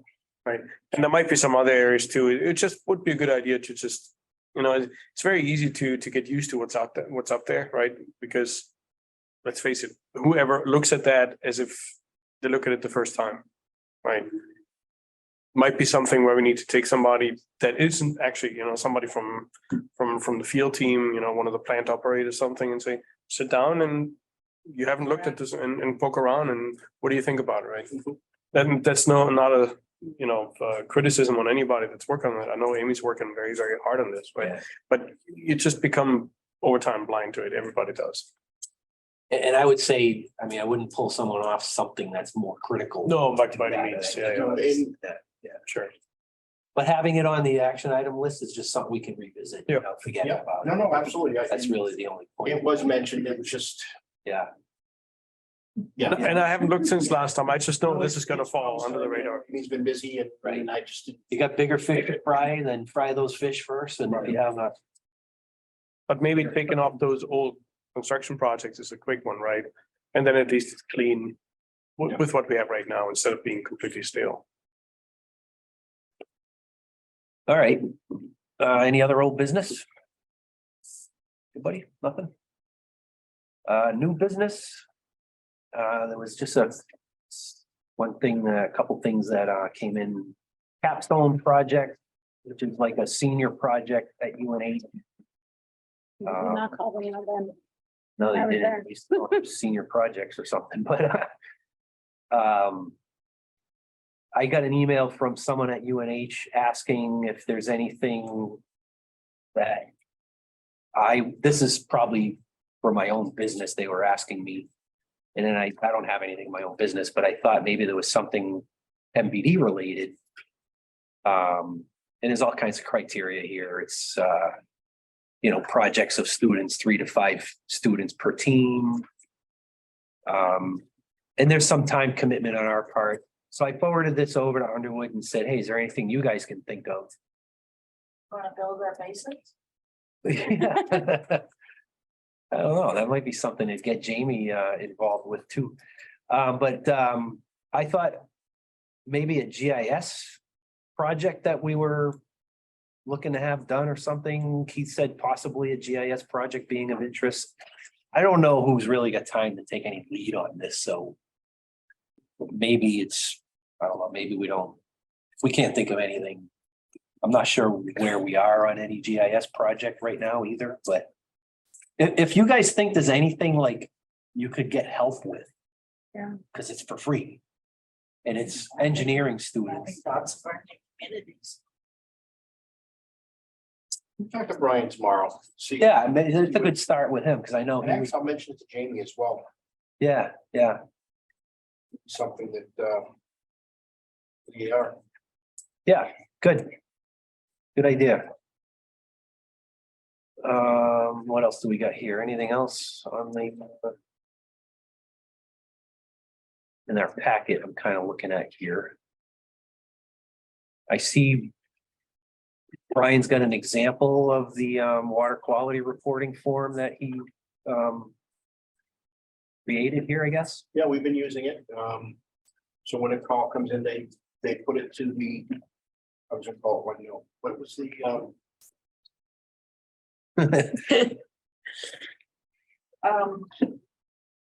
Survey, I wanna say Survey Monkey, but it's Survey. 1, 2, 3. 1, 2, 3, because that's another version. And it's been working well. It's putting putting the spot on. Yeah, and it's got a position on here, which is good. It's nice, yeah. You know, do we have anything that tracks main breaks too?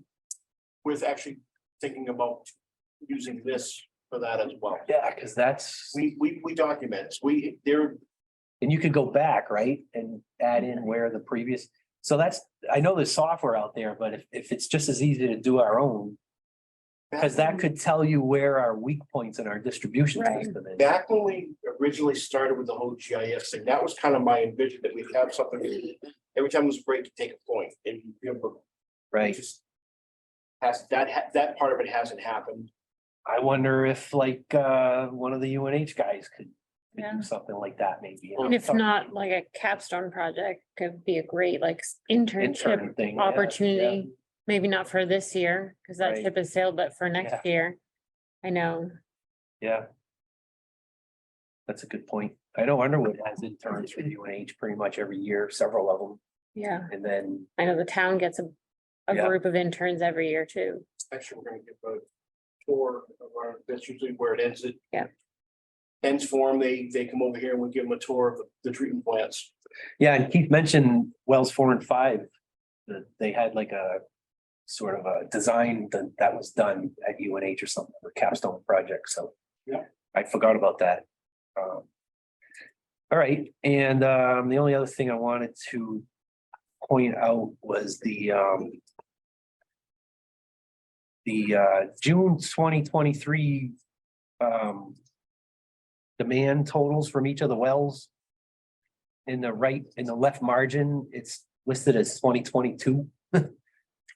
So maybe that spreadsheet got updated, but the dates didn't get changed. See that right here?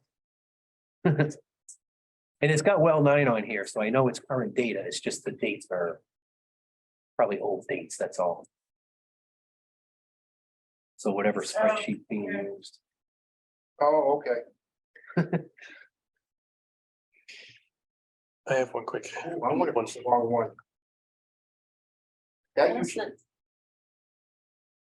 yeah, that's true. It's got one mine. Yeah, right, so it must. I don't know if you're just copying this data into Somebody the might have been spreadsheet or typo. something, or Copy paste, then you start. then you yeah, didn't change probably it need to here, change that's it. all, all right. Yeah. I didn't look back on previous ones, I don't know. Yeah, May will So probably check be the maybe same way. that's been that way for all year, I'm not sure. All right, Wolf, you said you had something under new business? Yeah, and this might just be. I just stumbled across this here in the New Hampshire Municipal Association magazine. And something caught my eye here, and I think this is totally worthwhile talking about. First Amendment audits. We had one at the post office last year, if I recall right. That got pretty Are you challenging. the YouTube thing? You know, that's when folks come and Oh, verify that their civil rights can be executed in a public space and that kind of stuff. Yep. I'm not gonna give my opinion about it one way or another, but if you guys would have somebody show up tomorrow morning, I would take a bet that you're not prepared for it. Because this is very, very challenging. You know, those folks know very well which buttons to push, right? So, and funny enough, this is written by Huddy and Carrie Roman. So we have, To read that. yeah, you should, it's page 8. I think this is like, totally worth talking about with your team. I don't know what the hell you're talking about. Okay. Google it, Google first. YouTube, Yeah. search it, Okay, You two First Amendment. First Amendment, Merrimack Post Office. Crack a cold one before you do it. Or more than that. I'll get right with that. It's gonna be, I mean, in itself, obviously you can argue whether or not that's right or wrong to do that, but You do, I can just totally see that this is not gonna end well. No offense. If you have the right characters come together, with the right or wrong mindset, You and have the Merrimack Forum would kind of fall into that. I don't know, it just can become very, very emotional really, really quick, right? And I think it would be totally worthwhile talk. Points to get to. It is, right. I mean, they're stretching civil rights, and you can argue that that's a good idea or a bad idea, right? Sometimes it's a good idea, sometimes it's not. Sometimes they're really hitting the wrong people too, right? But I just really think it would be a good idea to talk about that. Yeah. Because what the last thing we need is a scene, right, of sorts, just because somebody doesn't know how to respond to I that. was wondering if I'll get one. Failed. And when I saw Carrie and Hadi here as the writers of this article, I thought we already have the right people to talk to. Interesting. Okay. I do totally think this is worthwhile an action item, Okay, if you guys agree. the video was so cringe. Yes, I agree. It's like, They are, yes, I never thought of it here, but yeah, that's a really good point. I mean, we have public, Mhm. we're public entity, right? Public office, But mainly post office, so, right? not only, no, they've been houses and all There are kinds of stuff. places. So it's, but I mean, MVD is a village district, so. Yeah.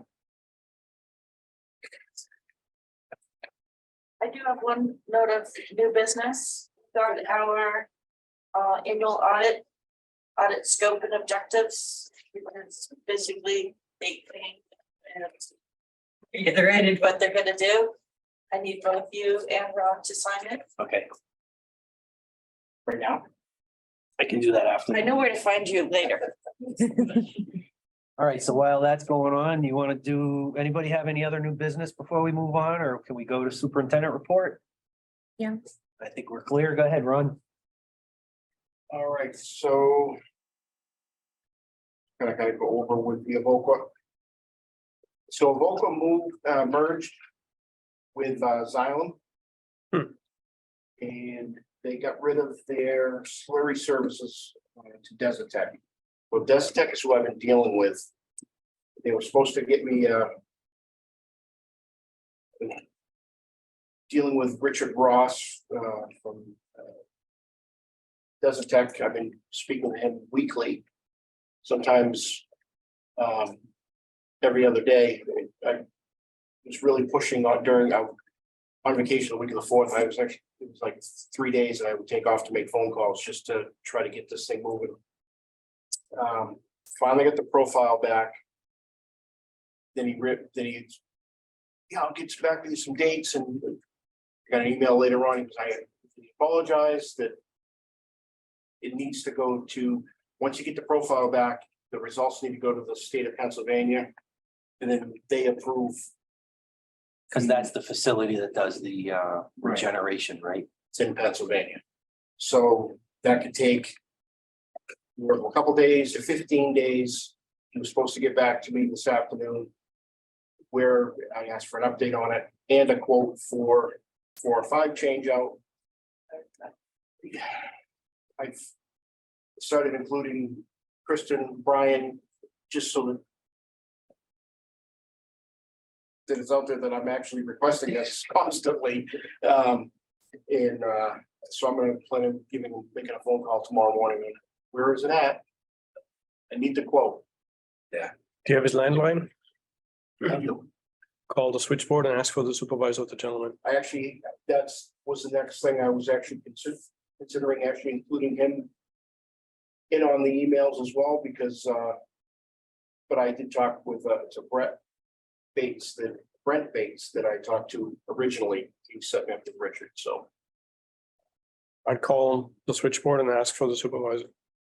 I mean, 7 and 8 is critical. It's down now, right? It's Plan. just for a couple days. We're gonna get it back up. We've 4 and 5, 7 and 8. We've actually dropped to the minimum that we can put through the plant, keeping it running. 7 is when we have it running, we're gonna get it back up tomorrow. We'll run, I want to say 400 gallons a minute, about the minimum. It's 4 and 5 is about that as well, but that'll cycle. So I have them shutting like 4 and 5 down early, and we've been maximizing 2 and 9. Where we really, let them run a little bit longer. We haven't, we've got the bed volumes there, so. So you're We- making sure you're looking at the minimum gallons per minute you need. So Yes, we don't have any short circuiting and yeah, the channeling, okay. the channel. Because there's like a certain low and there's a high that you gotta stay within there. You can shut it off, but if it's running, it's gonna be at least a minimum. Yes. All right, that's good. Yep. Pretty obvious. Sorry, I asked you guys, must have known that already. Yeah, no, and no, that's fine. If I didn't say it, then. Yeah. That's what we're basically keeping them running for is, at their minimum. Try to minimize the usage, but also that there's that sweet spot where you're not gonna cause any damage to the media, so. And it's a little trickier to keep 7, you want to keep 7 and 8 going because of the green sand vessels. Well, it's the green sand, but there's always, I don't want to say issues, it's a more difficult plant to cycle because there's so many moving components with it. We're gonna be ending up there anyways, because something's out of whack once it comes back online, so. Okay. The annual requests come in for the CIP by September 1st. So I plan on doing an agenda item in August. Just to go over the CIP. With a September 19th meeting.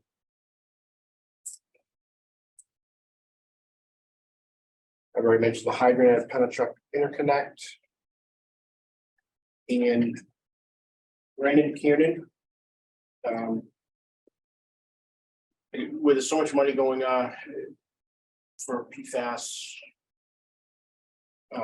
To the towns and stuff for PFAS loans and grants and all of that. EPA had asked to tour some facilities. So we're gonna do a tour on, I guess they hired a bunch of new staff on the 21st, Friday, the 21st at 9. So it'll be like 50 DES employees and EPA. Now, it doesn't, he said it doesn't seem like it's gonna be regulatory in nature. It just come out to see. Hopefully, not that I think we're gonna fail anything, but Yeah. it's nice to be just this type of thing. And I thought we jumped right on and said yes. I thought it's a good point to. Good time to kind of throw out that we're having issues with labs. Yeah. It's taking so long as far as media change outs and Right, that kind of stuff. So we're gonna kind of throw that out there. right. They can do anything about it, but Yeah, I would also, but that might be a good opportunity to mention about all of the grants that we've received from DES and that is. thankful about it. So, that all that federal grant money, it's being applied and you're showing them, this is what you're getting, this is what you're seeing. And we've got more, we're running water mains out to contaminated private wells. Definitely feel free to mention all that. Absolutely. Anyone else going to that or? If you want to go, that's Yeah, what time is it? 9 o'clock on Friday. And you're hitting the 3 treatment We're plant gonna hit all 3. We're gonna start off at 4 and 5. What was the date again? this Friday, right? 21st. This Friday. Yeah. It's This Friday. I was gonna say, that's how lighting is going. Yeah, I'm heading out this Friday at like noon. Well, A little bit. Yes, the 21st. good, that's good. How did the visit with Senator Riccardi go? Going well. It was like a month or so A ago. month, she asked a bunch of questions and some pictures, and that was really, It was a small group. I wish I don't remember his name now. There was somebody else that's been working with her on the different policies. I don't remember his name. Came down, he took the skills of here pointing at something and talking, snapping pictures and Good. her work and yeah. Awesome. All right, thanks, Ron. So you're all set with that? That's it. Questions from the press and public? I don't know that there's anybody on, any other attendees on there? Nothing? Nope. See you. Then, next meeting date is August 21st.